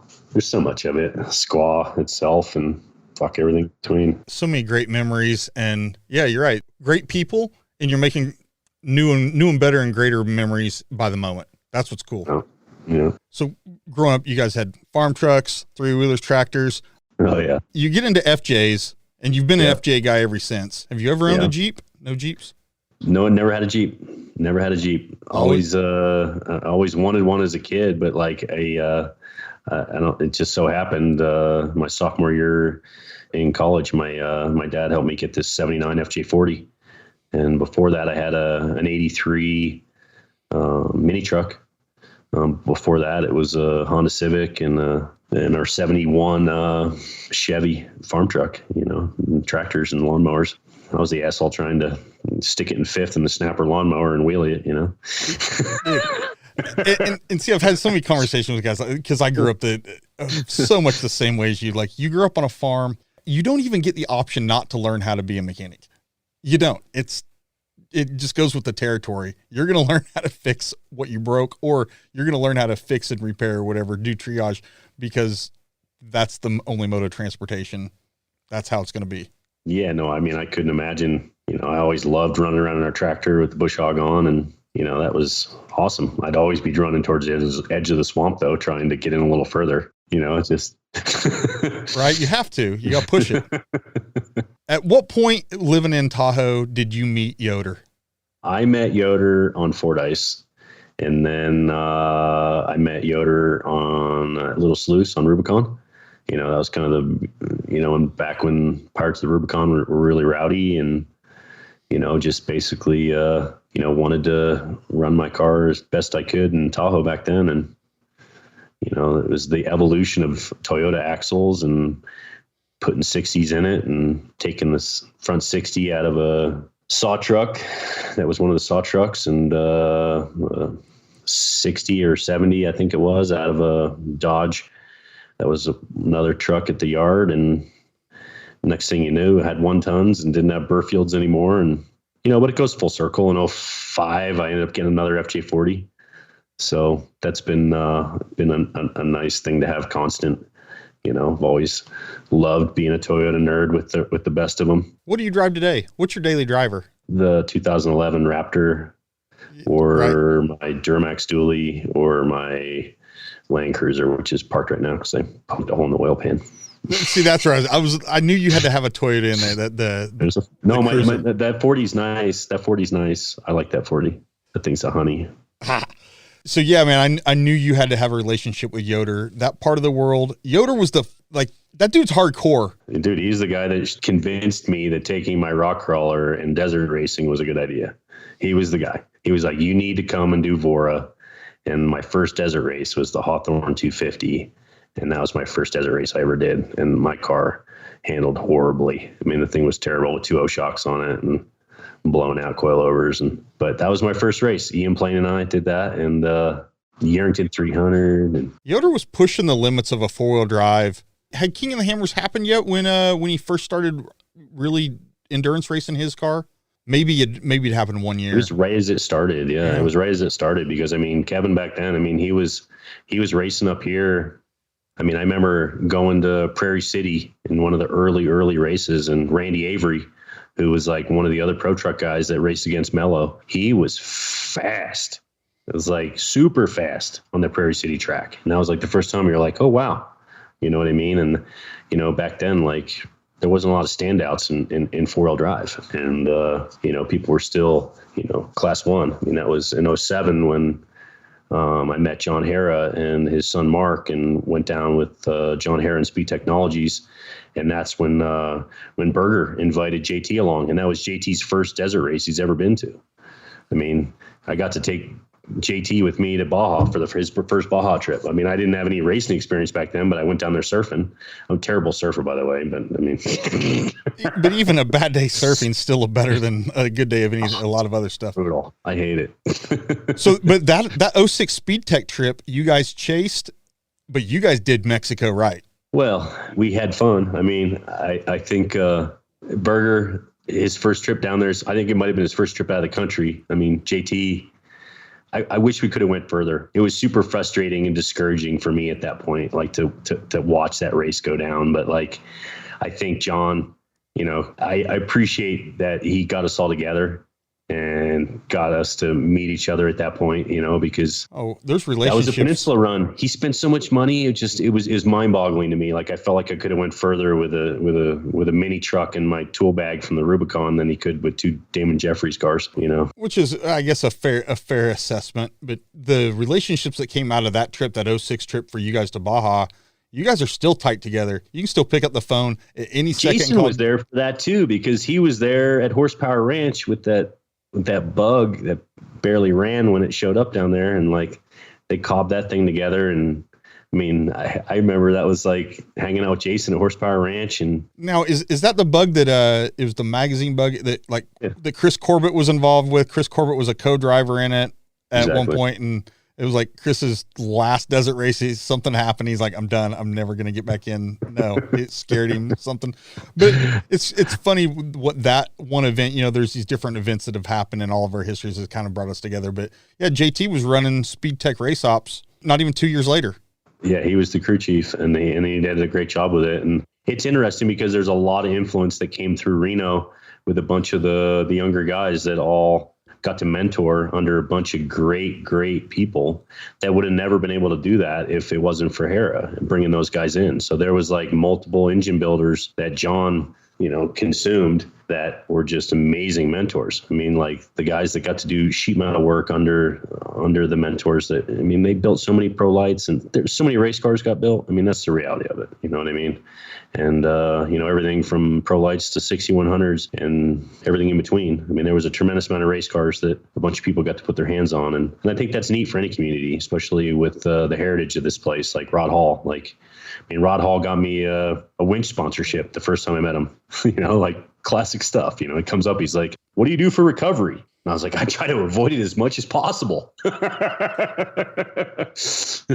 And you've been with Warren for how many years now? Well, that was actually with Mile Marker. There was like a couple years, but he was a Mile Marker guy, actually. He was. But, yeah. But I'm actually a Warren guy now, and I'm proud of that. Those guys have been treating me really well, and they have great products, and super stoked to have an A274 on my car, and the rope that they supply is the best rope there is. So it's really all the best parts, and they do a great job, treat everybody really well. And before we get too far into the race career, you've been with BFG your entire career. Yeah. It's like you and the levels. I think it was 2010.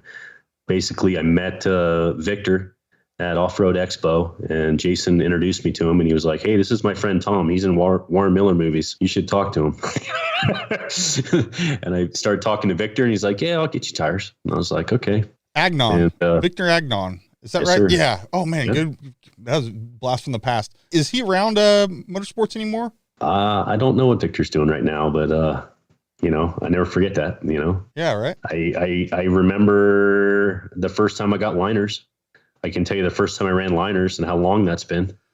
You know, I've only ever ran tire balls once, and you know, that was the year with the single seater for the first time when I had to do the last 30 miles on the rim. But you know, that BFG been a huge part of my program for a really long time, and they're an amazing company, and I feel real fortunate to be part of their program. Yeah, they put out a very good product. Very good product.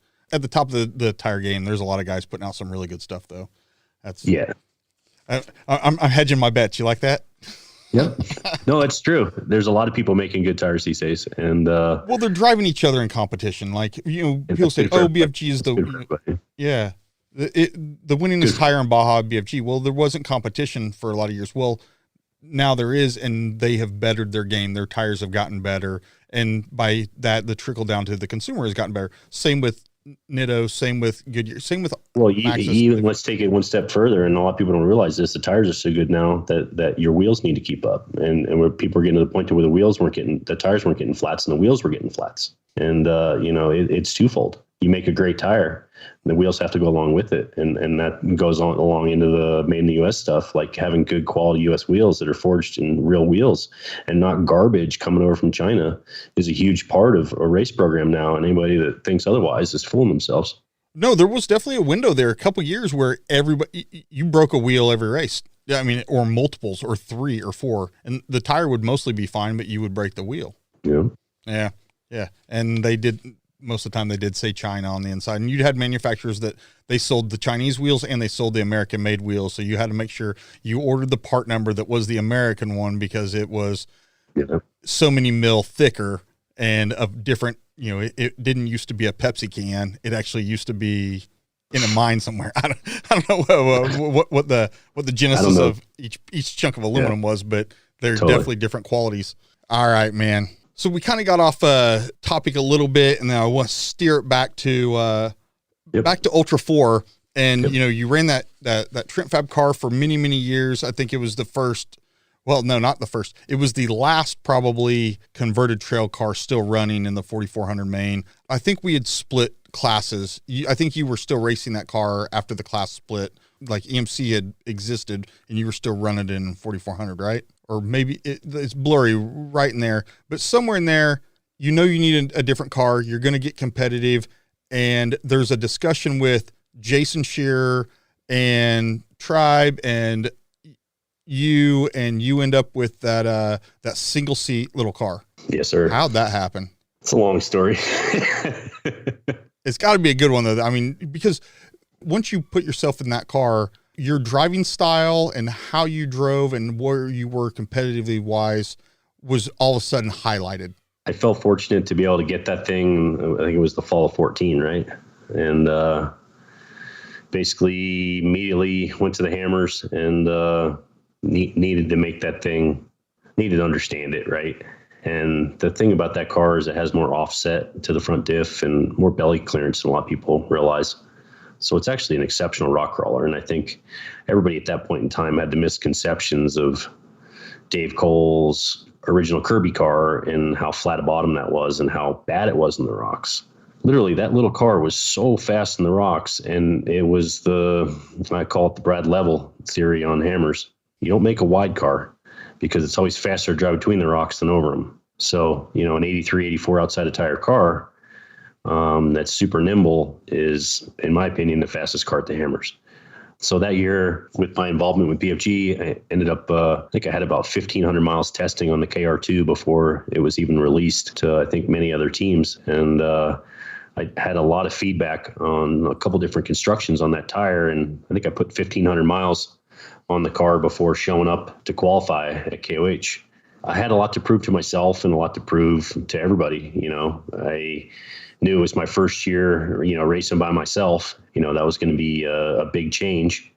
I was really excited for it. Mentally, that's usually a pretty hard step. A guy that going into a single seater, it's a mental game. Trying to stay on top of all of it, right? Right, all of it.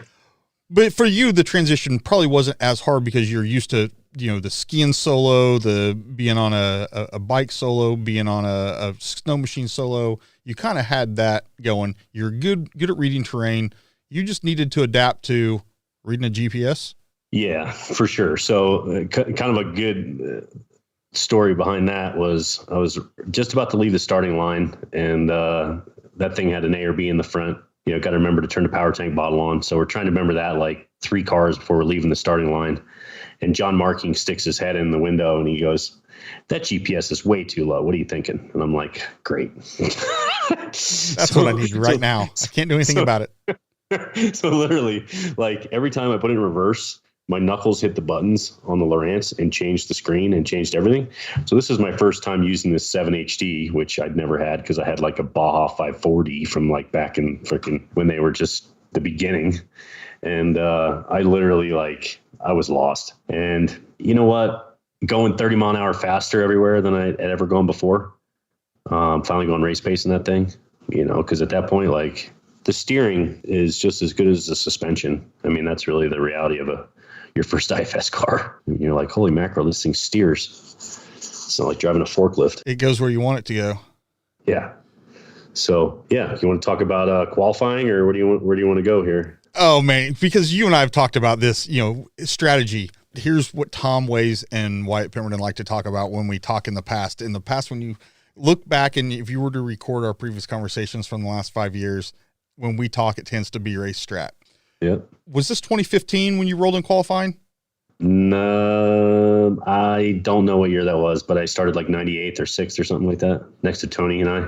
You were at the end. You were at the end. We were in the cheap seats, yeah. Like there was the only people behind you were the ones closing the gate, and so the cattle wouldn't get Seriously, back out. Yeah. It was like Vegas to Reno that one year. So you leave the start line, and everyone's like, that year, the discussion pre-race, Tom Ways, your name is always in the contention. You're always in the podium hunt. You're part of that conversation. You just don't have the wins.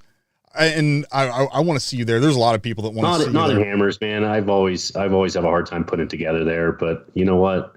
It's going to happen one of these days, and it's going to be great, and I'm going to appreciate it that much more. I know the speed's there.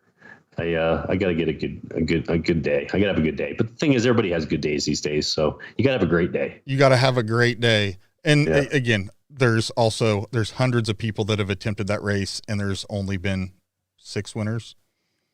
You know what? Wyatt, that year was tough. That year was tough because there was so many things going against us leading into it that just they were all super tough, and it just one thing after another, and then to get to it was the bottom of Aftershock and made a left by accident instead of right, and went up the mine road instead of going up Aftershock or whatever it was. And at that point, I had passed Nick because he was stuck in that first V notch. I can't remember which trail it was, but so I got by Nick, and then I was by myself.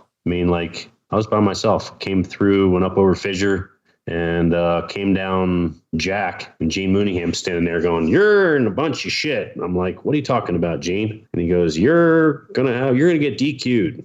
You're missing trail." And I was like, "What are you talking about?"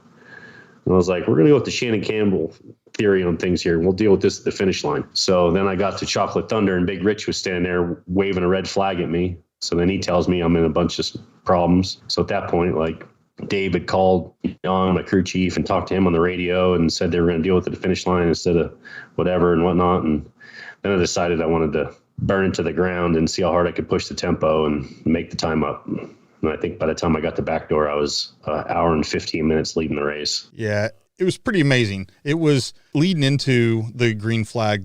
The conversation was that this is actually a silver lining. You have the ability. The problem is if you start that far in the back, and Marcos Gomez had to fight it this year, is if you're starting that far in the back, you have a huge pro in front of you. Every car you pass is elapsed time you gain. The problem is you're racing at a wreck. It's going to be like a wreck on a wreck as there ends up being trail plugs in front of you. If there ends up being a large traffic jam, you could give it all up. But if you're racing to beat that and you can actually get through that door before it closes on you. But hear this though, Wyatt. When you're racing by yourself and you're starting in the back, it's just like starting the year qualified 4th. It was Paul and I side by side, Jason and Berger and Miller in the front. And, Berger and Jason and I are definitely bench racing each other and giving each other a hard time. And I was like, well, I'm just going to sit here and let Berger navigate for me. I don't even need to push, and you got to make sure he does it correctly. But, just sat there and followed those guys till I felt like it was time to pass.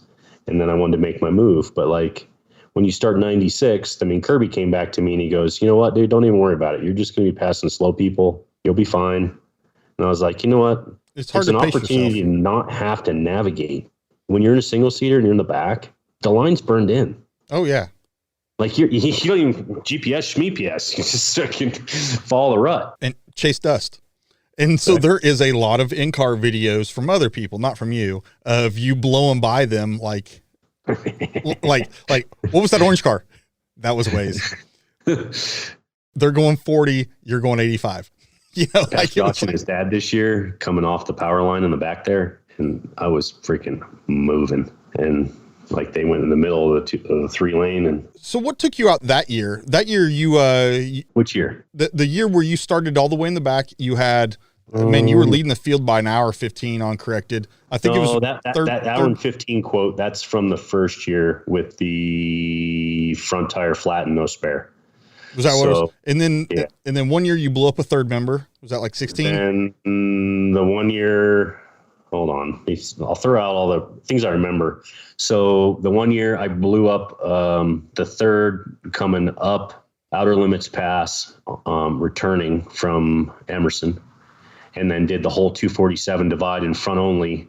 And then the car wouldn't go anymore up the sand climbs. So I did the sand climbs in reverse, and then came back to pit and actually had a little bit of help from Brennan Thompson.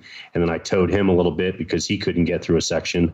Got back to Maine, and my guys changed a third member, a slip yoke, the axle shafts and the unit bearings, and a brake line and a caliper in the front. And then I got back to 8th place by Sledgehammer, and then was right jammed up with Whalen when he was working on his driveline, and then ended up blowing the rear driveline out of it, didn't have a spare, and then ended up going down to the plaque line and spotter strap yanking people through that section because I was so annoyed that I wanted to let out some energy.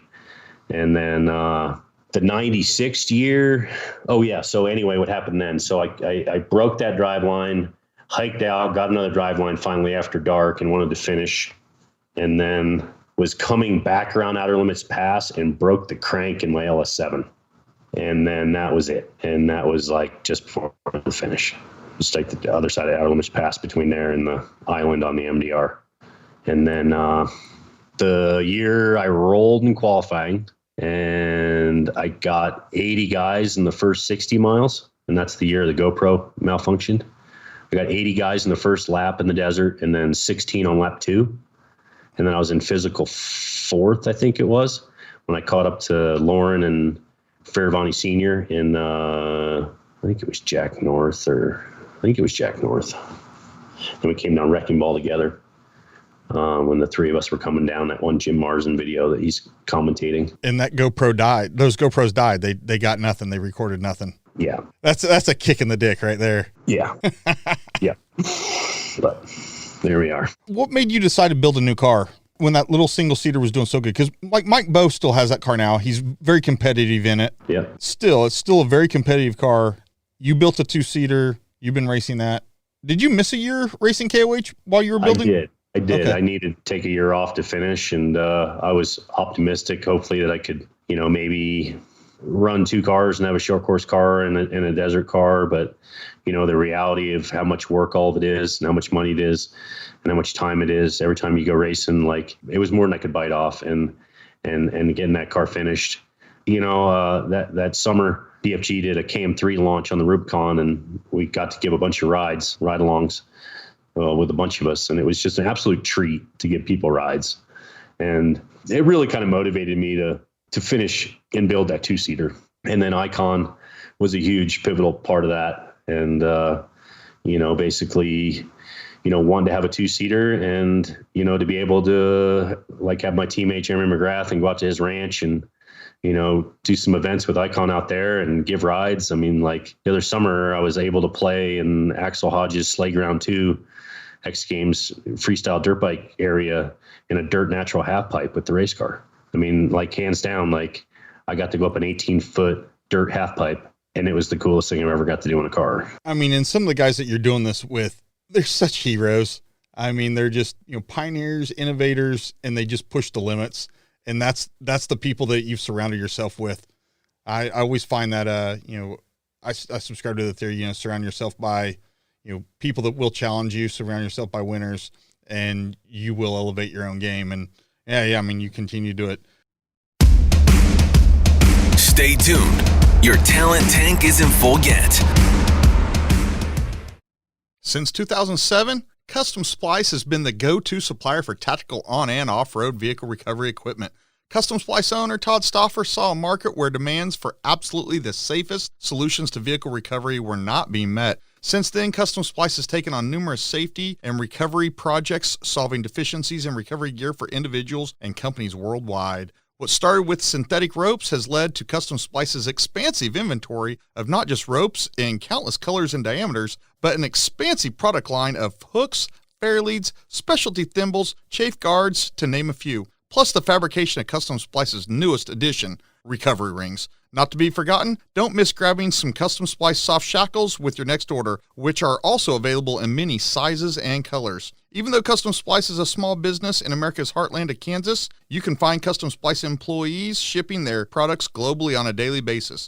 Let's support this small business that supports our community and the talent tank. Give Todd and his crew at Custom Splice a call at 785-856-1844 or go to the web at customsplice.com before you get stuck without a Custom Splice solution. Now, back to the show. The new car, was this its first KOH? Last year was a debut race for it, and we were down right to the wire finishing it up. Rob McKinney and he co-drove with me in my first KOH, back when my car was white, and Rob and I have always done great together, and we raced Vegas to Reno together one year. Greg Hussey did the first half, and then Rob jumped in for the last half, and that was the year.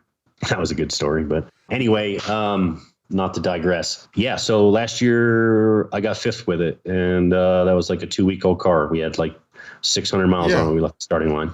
And then this year you were a man on a mission, and yeah, we screwed up a little bit, and I got to take ownership. I'll just tell you exactly what happened. So we did all our pre-run, and I felt really good. The car is in exceptional shape. James helped with building some parts, and Redline got me a new motor while my other motor was with James. And that's James Schofield, right? Yes, sir. Yeah. And the car's running great. Mike Porter from Redline has done a tremendous amount to help me out, and his guy Chan there, just amazing people. You know what I mean? Those guys always come through when I need help. My car was running really, really well, and I was excited for it. We did all our pre-running, which is kind of what everybody's doing these days, is running in your car and then tearing it down for prep, and then figuring out when you're going to put it back together so you can go run the qualifier. And power hour's tough. And you know what? In the last couple of years, I got glasses. My vision's not bad by any means, but like I've always been fortunate with really good vision. So for me, like being really crisp and sharp has always been like what I'm used to. So to be a little fuzzy, and especially at sunset going into the sun, is tough for me. And I drove as hard as I could this year without wanting to break it.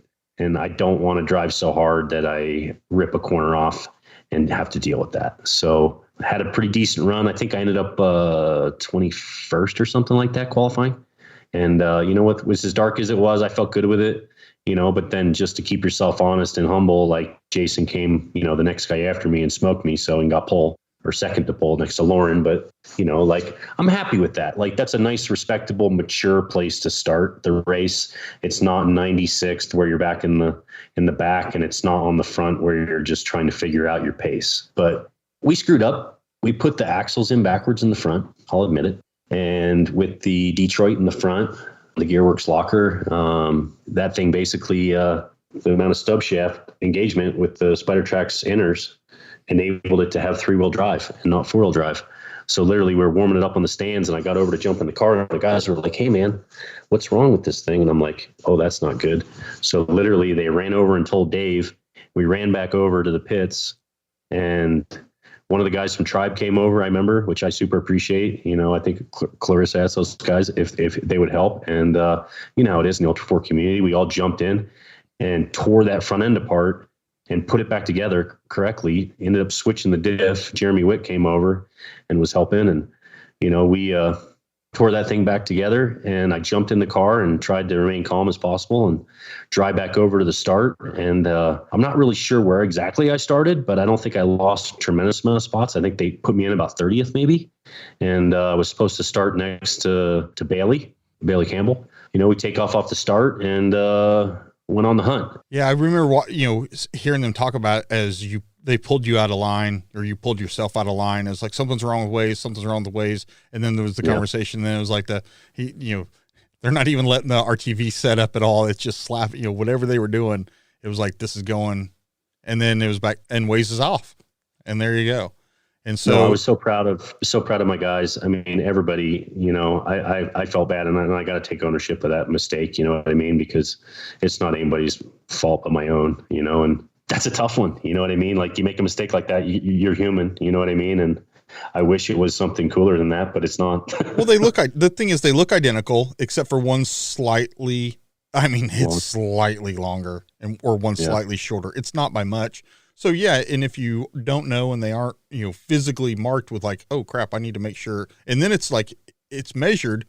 Wait, which side gets the long side? Which side gets the short side? Right. Yeah. Especially when you're not around these cars all the time. And it's not like, you're like, the short side's the driver's side, but the motor's in backwards and the transmission's in backwards and the Atlas is in backwards. And, everything's six ways from Sunday, trying to remember how a low pinion runs upside down, sitting in backwards and, trying to remember all this. And, we took off and, I made a decision last minute to have Rob not ride with me just because I didn't really realize how much it was hurting him last year. And it's like a huge worry for me, hurting my co-driver. Like I have a hard time with it. That was part of the reason to race in the single seater, is just not feeling responsible for anybody else and not feeling like I was worried about hurting anyone. And, at last minute, I decided, I was like, I talked about it with Rob and his wife, and, I didn't realize how long it hurt him after last KOH.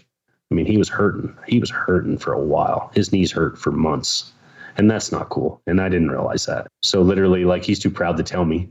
Basically, like, I made a decision and I was like, all right, I'm going to bring another friend of mine that I super trust. And I felt like we were making good pace and we were passing a bunch of people, and, we made a good run to Cougar Buttes. I always do okay driving in the dust. So got to Cougar Buttes and kept working back towards back to pit one. And we got back to pit one. And when we came through pit one, we came through the second Marine gate and come out of pit one there through the second Marine gate, or the first Marine gate, and go on the move. And I think I got 10 people maybe between there and the second Marine gate. And when I was coming up on the second Marine gate, I was coming around that last long right-hander, and I think I was doing about 108 or 109 or something like that through that whoop section. That's not big in there, but that inside was pretty good. But the dust and the wind shifted a little bit, so it was right in our face. So it went from like a nice side move where you could see a lot to nothing. I caught up to Bailey, and right when I caught her, I got her light, and I could get to the point where I could see the color of her panels. So I felt like I was right in the pocket on her.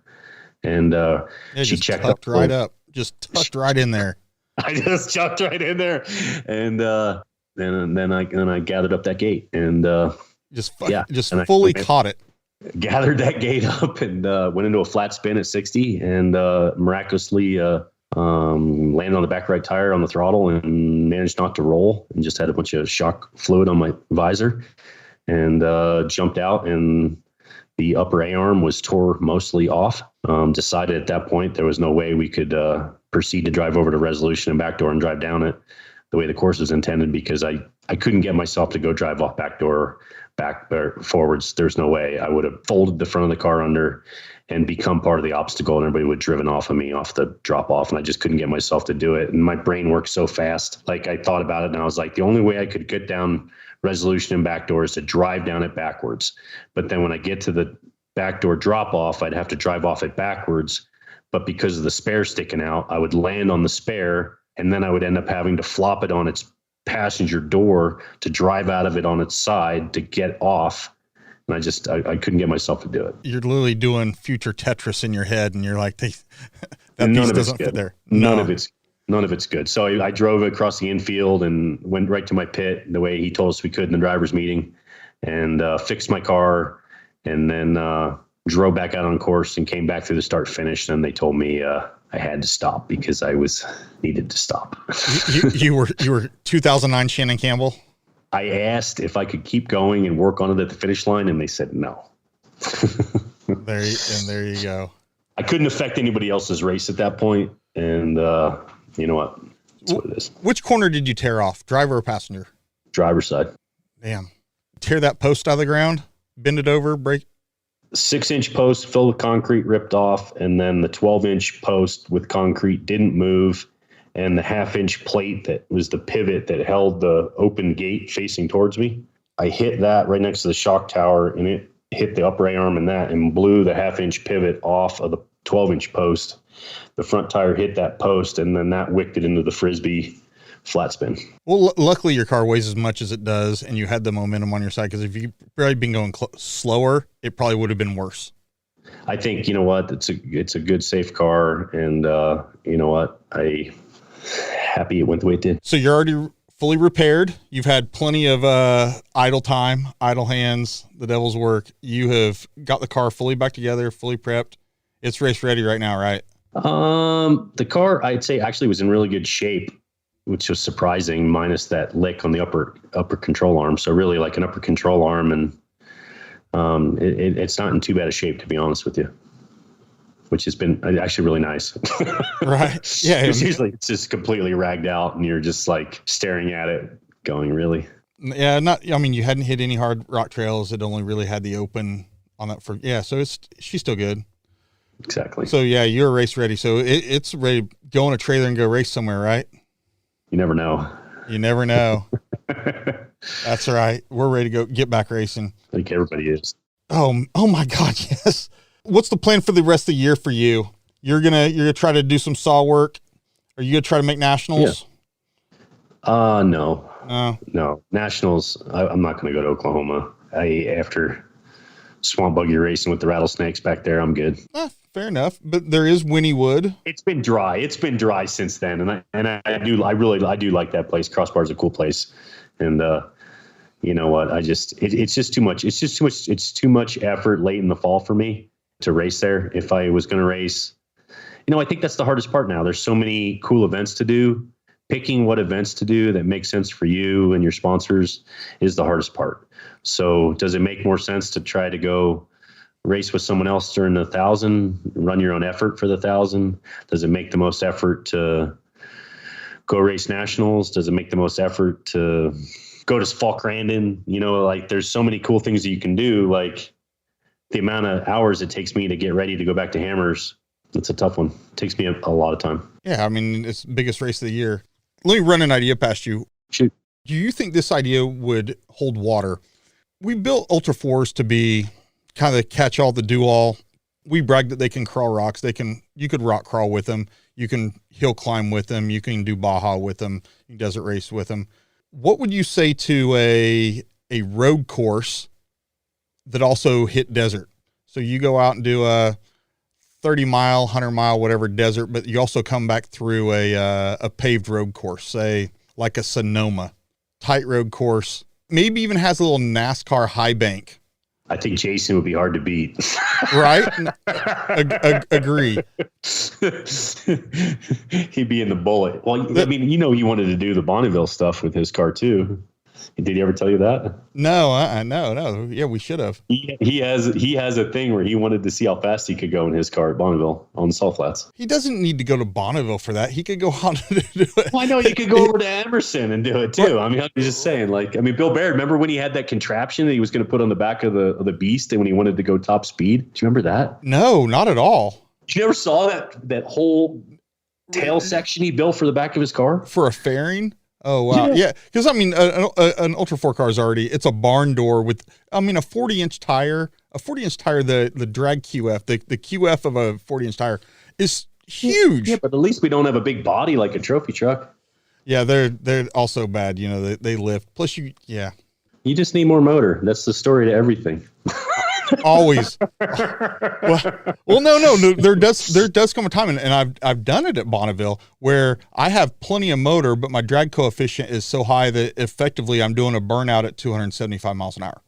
Like you're pushing, you've effectively pushed against a wall. And it's a wall of air that you just pulled up against you see like burnout. That little car was 134 miles an hour. Yeah. That was where it stopped. That's where it stopped. And did it buffet a little? You could feel it kind of dance around. 100%. And it was blowing the tires off at 134. And it was like, that was how fast that car went on Emerson.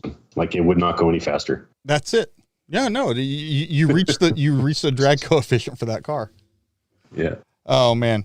So future KOH 2021, you dropped in some Baja in there, and you've been to Baja a lot. You've raced down there a lot. I think not a lot, a little bit. I'll give it a little bit rating. For ULTRA4 guys, not compared. Sure. Well, yeah, I mean, certainly if I'm comparing you to, McCachran or any of those guys, right? There's some amazing champions. Those guys have been down there. They almost live down there, half the year. Yeah, the McMillan family. But for ULTRA4 guys, you've been down there a lot compared to ULTRA4 guys. Aspirations, go race Baja in your car? I would love to race Baja in my car. It's just, for me, like, I know how much time it takes to do it, and it's so hard to wrap my head around wanting to go down there and race it, and then being able to have my car prepped and not be compromising any of my KOH effort, because KOH being the most important. Obviously, I'd love to go race Casey Curry and give him a run for the championship and score. I would love to do that. I'd love to race Dave, when he's racing. Obviously people have asked me over the years if I wanted to help out their programs and race, but it's a tough one. It's a tough one because you're taking a lot of time away from your own program, especially when you're coming up into the biggest race of the year in the fall. And as we all know, if your car's not ready coming into the holidays, like, you're in a bad way, and like, if your car's not ready to roll by Thanksgiving, you're in a bad way, and that's where, you let your guard down, and there's going to be another guy like Randy who's going to keep going to the hammers and running his junk, and he's going to smoke your ass. So if you want to beat people, you got to bring your freaking A game. And if you're too distracted, you're not going to do it. Fair assessment. Raptors. Love them. We touched them. You got yours. How many miles? What is your goal on miles this year for that thing? Shoot, I don't know. I got it with 94,000. I think I have 130 on it now. Since June. Have you put one of those like a James Burrow tent on it yet or anything? A what? Like one of those tents, like one of those rooftop tents, like an overlanding tent? No. I keep thinking I want to put that on my pre-runner, like over the bed, still below the roof line. So I'm not. No. A lot of people like that setup, and that's a good setup for sure. For me, like, you'll laugh. Like, I have my dry bag that I normally would take to Rubicon, like just clipped into the back of my bed cage. And it's like a bivy sack, my sleeping bag, a pillow. And like, when I originally started going to Baja, it was with a F250, and then an F350, 89 Ford before that, or 91 Ford with a TTB in it with cab overs, you know what I mean? And that's what we always would take down there. And I drove a cab over to Alaska, and jumping topes with your pickup in Mexico to the point to where you're blowing the chains off. And then like, you're in La Paz trying to figure out how to, or Laredo or wherever at the Home Depot buying lumber and like rebuilding the bottom of your cab over so it doesn't fall off your pickup. Like, to me, like, I love the light and fast now. And like, to me, the Raptor, like, it's been such an incredible tool, like, to be able to leave Reno and know how long it takes me exactly to get to San Felipe. I can go from San Felipe Chevron to Reno and tell you exactly how many gallons it is and how many hours it is. And, boom, boom, boom, there you go. And then, all the Northern Nevada stuff that I've got to explore this year out through the Black Rock Desert, all the way up to the Alford, the Sheldon Wilderness area, and all of Soldiers Meadow and everything else in between. It's so incredible in Northern Nevada, everything all the way down to Death Valley, like all of it. I mean, incredible. Get use out of your Raptor. Yeah. There's a guy here in Houston, not in Houston, but he's here in Texas, Trey Peliero. He co-drove for like Tracy Graff and some guys, trophy truck guy. No, not Tracy Graff. He's co-drove in a bunch of trophy trucks, but really great guy. But he started Texas Raptor runs. And, just like your standard Jeep run, guys go to the dealership, they get the Raptor, and then he goes out and takes them, offers them up a property with a track, and they get to go put their Raptor through the paces. It's been huge. It's really been huge. It's really been cool to see people having their eyes open to what off-road can be. It doesn't have to be mud. It doesn't have to be rock crawling. It can literally be leaf looking at 30 miles an hour. Well, that's the cool part. And like, you know, Ben Bauer, Charlene's dad, has always, you know, been such an influential dirt bike guy, and the tracks that him and his friends have put in the Sierras over the last 20 years. And then the stuff that they passed on to Jason and I. And, you know, honestly, my right wrist got pretty tore up, and the thing really just had a hard time keeping up with what I'd like to still do on a dirt bike. So, you know, like Jason and I were joking around that Raptors are the new dirt bike for 40 plus year olds. But, you know, it's pretty neat, you know, to be able to explore the Sierras, go hot spring exploring, and just really explore all the best multi-use recreation that exists on the West Coast, where, you know, in the California side of Sierra Nevadas, where you're locked in and not able to enter into Yosemite and into different areas along the Sierra Nevada crest, and to hit the Nevada side and hit, you know, the beautiful areas like Mount Patterson and Masonic, and to go from, you know, Bodie Ghost Town all the way back to Yerington, back to Dayton, and, you know, just like God's country.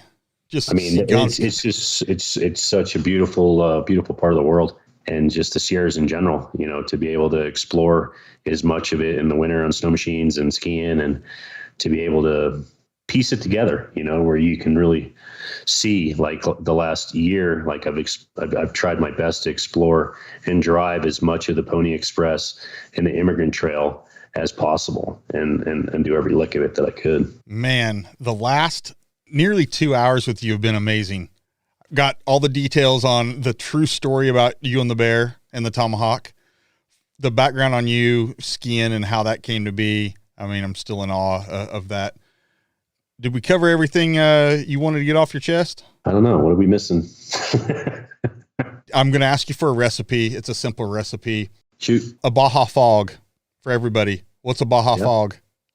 I just take a Corona and you put a Patron Silver floater on top of it, fill it up to the top. Drink it down. Let the cerveza flow through the Patrona. Yeah, that is a good drink. So when are you going to start racing again, Wyatt? Let's talk about this, because no one's put you on the spot, because you've been too busy putting everybody else on the spot. What do you got going on over there? You got Rick Mooneyham building you something? What do you got going? You know, so Easy Rick, and, you know, we talk with some regularity. You know, I love that guy with a passion. He is in the throes of a decision to move away from Havasu. They're talking about moving to Missouri, to the Ozarks. I was going to say like northern Idaho. Yeah. No, I think there's too many Californians there now. I think, and that's, you know, that's nothing makes Rick's skin crawl worse than a conversation about California. So yeah, they're looking at maybe some land in southern Missouri, you know, around the Derek West's part of the world, Travis Brake's part of the world, you know, Springfield, Branson. Just because what you can buy there, you know, what you can sell out of Havasu for and buy, you can get 20, 40 acres there in southeast Missouri and really have a piece of, you know, a slice of heaven there. So that's kind of what they're looking at. As far as me and racing, working with, he did all the work himself and he just clued me in on it, is Hunter Miller. You know, he's the guy that won the UTV race, King of the Hammers UTV race. His brother Cody finished 15th in the. Those are the guys that ran each other over? No. Who was the guy that out of the car and they were? Oh, and throwing rocks. I don't know. No. And then it backed up and rolled over one of them. Who was that? Was it those guys? Man, I don't know. So there was a pair of guys, or a team, I'm sorry, that in UTV this year that like were out of the car and then like rolled it back over and then it ran over him. Yeah, no. That was and I'm drawing a blank on his name. I want to say they were on the box. Yeah. They were. He was second, and this is bad. I'm you know. It's all right. You put me on the spot. I didn't get. Yeah, but he broke his foot. He broke his toes. But yeah, not the guy. This is Hunter finished first. His brother didn't finish, but raced in 4,400 with his UTV and finished 15th. There's some North Texas guys. There's a big race park just south of Dallas, Fort Worth area in a town called Midlothian called Texplex. They actually have a really, really nice like Raptor style track that you could take your pre-runners out on. I've been invited no less than 5 times. Every single time it has rained. So we and by rain, I mean like the day before, 2 days Texas before. rain. Yeah. Like inches of rain. It's like, well, I'm not even worried about putting it on the trailer and driving up there. We're not even planning to go because it's rained so Canceled. much. Yeah. There's a UTV series. Well, there's a series here in Texas that actually they're opening up a class for 12 and up, 12-year-olds and up, thousands UTVs naturally aspirated. And so I have this 12-year-old son. He is a select baseball player. He lives, breathes, sleeps baseball.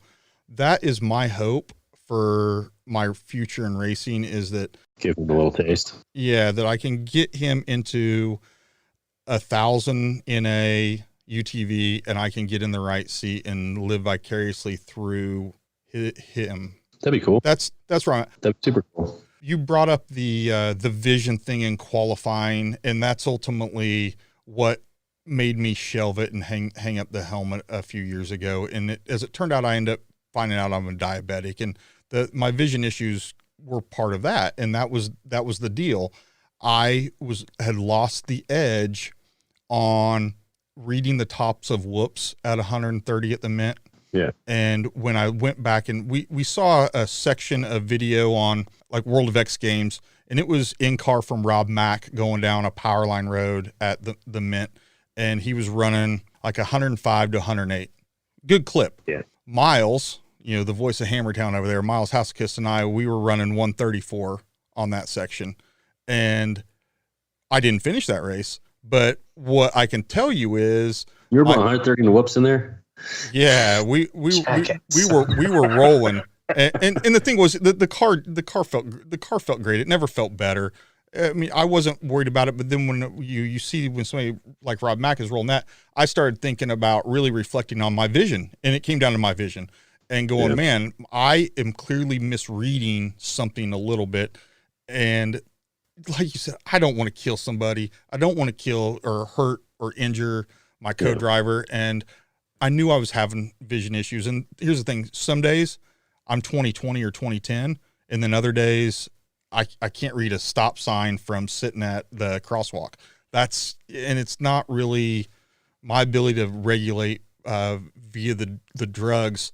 I haven't ever been able to get it to a point where it's fully under control. And if I could get to the point where I was under control and the meds were under control of my blood sugars and my vision was never a blurry, spiky issue, I would be back in a car tomorrow.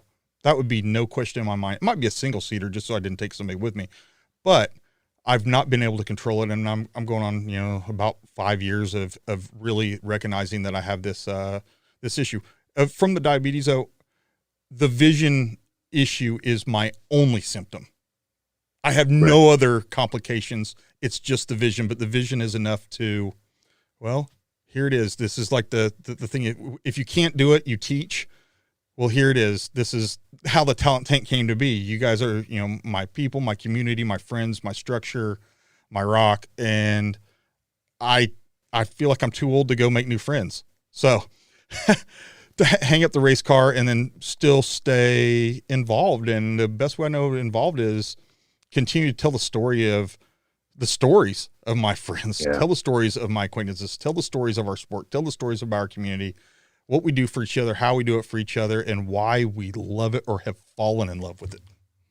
Yeah, no, you're totally right, Wyatt. Like the first time I raced Vegas to Reno with my own car, like Yoder and Shear were my pit crew.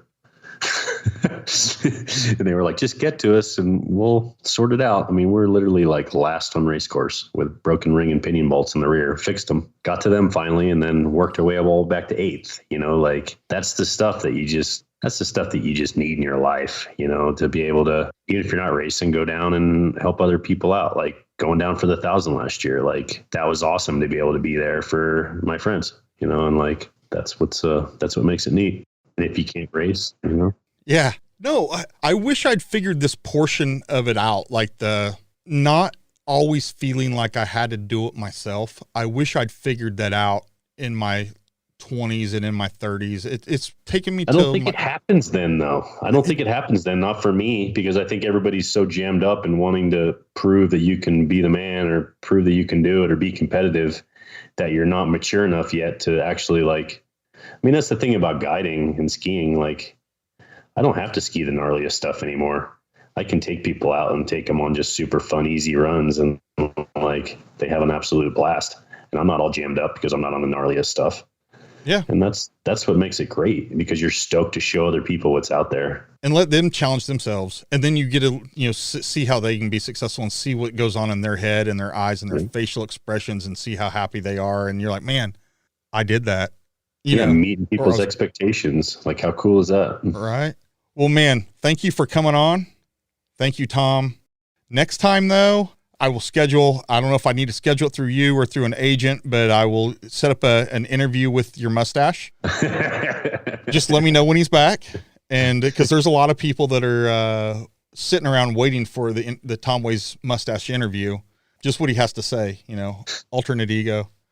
Tom, thank you for coming on. I so value it. Thanks for agreeing. It was a great one. Oh yeah. All right. We are out. I hope you guys really liked this episode. It was a really fun one to make, as usual. I really have to thank my my 3 partners on this. Custom Splice, those guys, if you need anything for off-road recovery or even on-road recovery or any projects, please hit Todd and his crew up at customsplice.com. Give them a call. Machining, oh my gosh. Branding Machines, Stan and Brandon, those guys over there in Fort Wayne, Indiana, they do it all. If they can't make it, I don't know who can. If you need it made, they will do it. Hit those guys up. They're a big supporter of the Talent Tank, and I value their involvement. And then last but not least, Magnitude Performance. Jason Yode and company, they're in Nacogdoches, Texas, and everything that they've done for the Talent Tank and getting behind and supporting this this venture and this project and everything. Give them a call for your suspension needs. These guys do magic with springs. And then the parent company, Mass Motorsports Engines. Man, they have engines on lock, hand built, lots of horsepower. They're your guys. Thanks, guys. We'll catch you next week. Thank you for listening and taking a dive into the Talent Tank. Please like and subscribe on Instagram @The Talent Tank or our website, thetalenttank.com.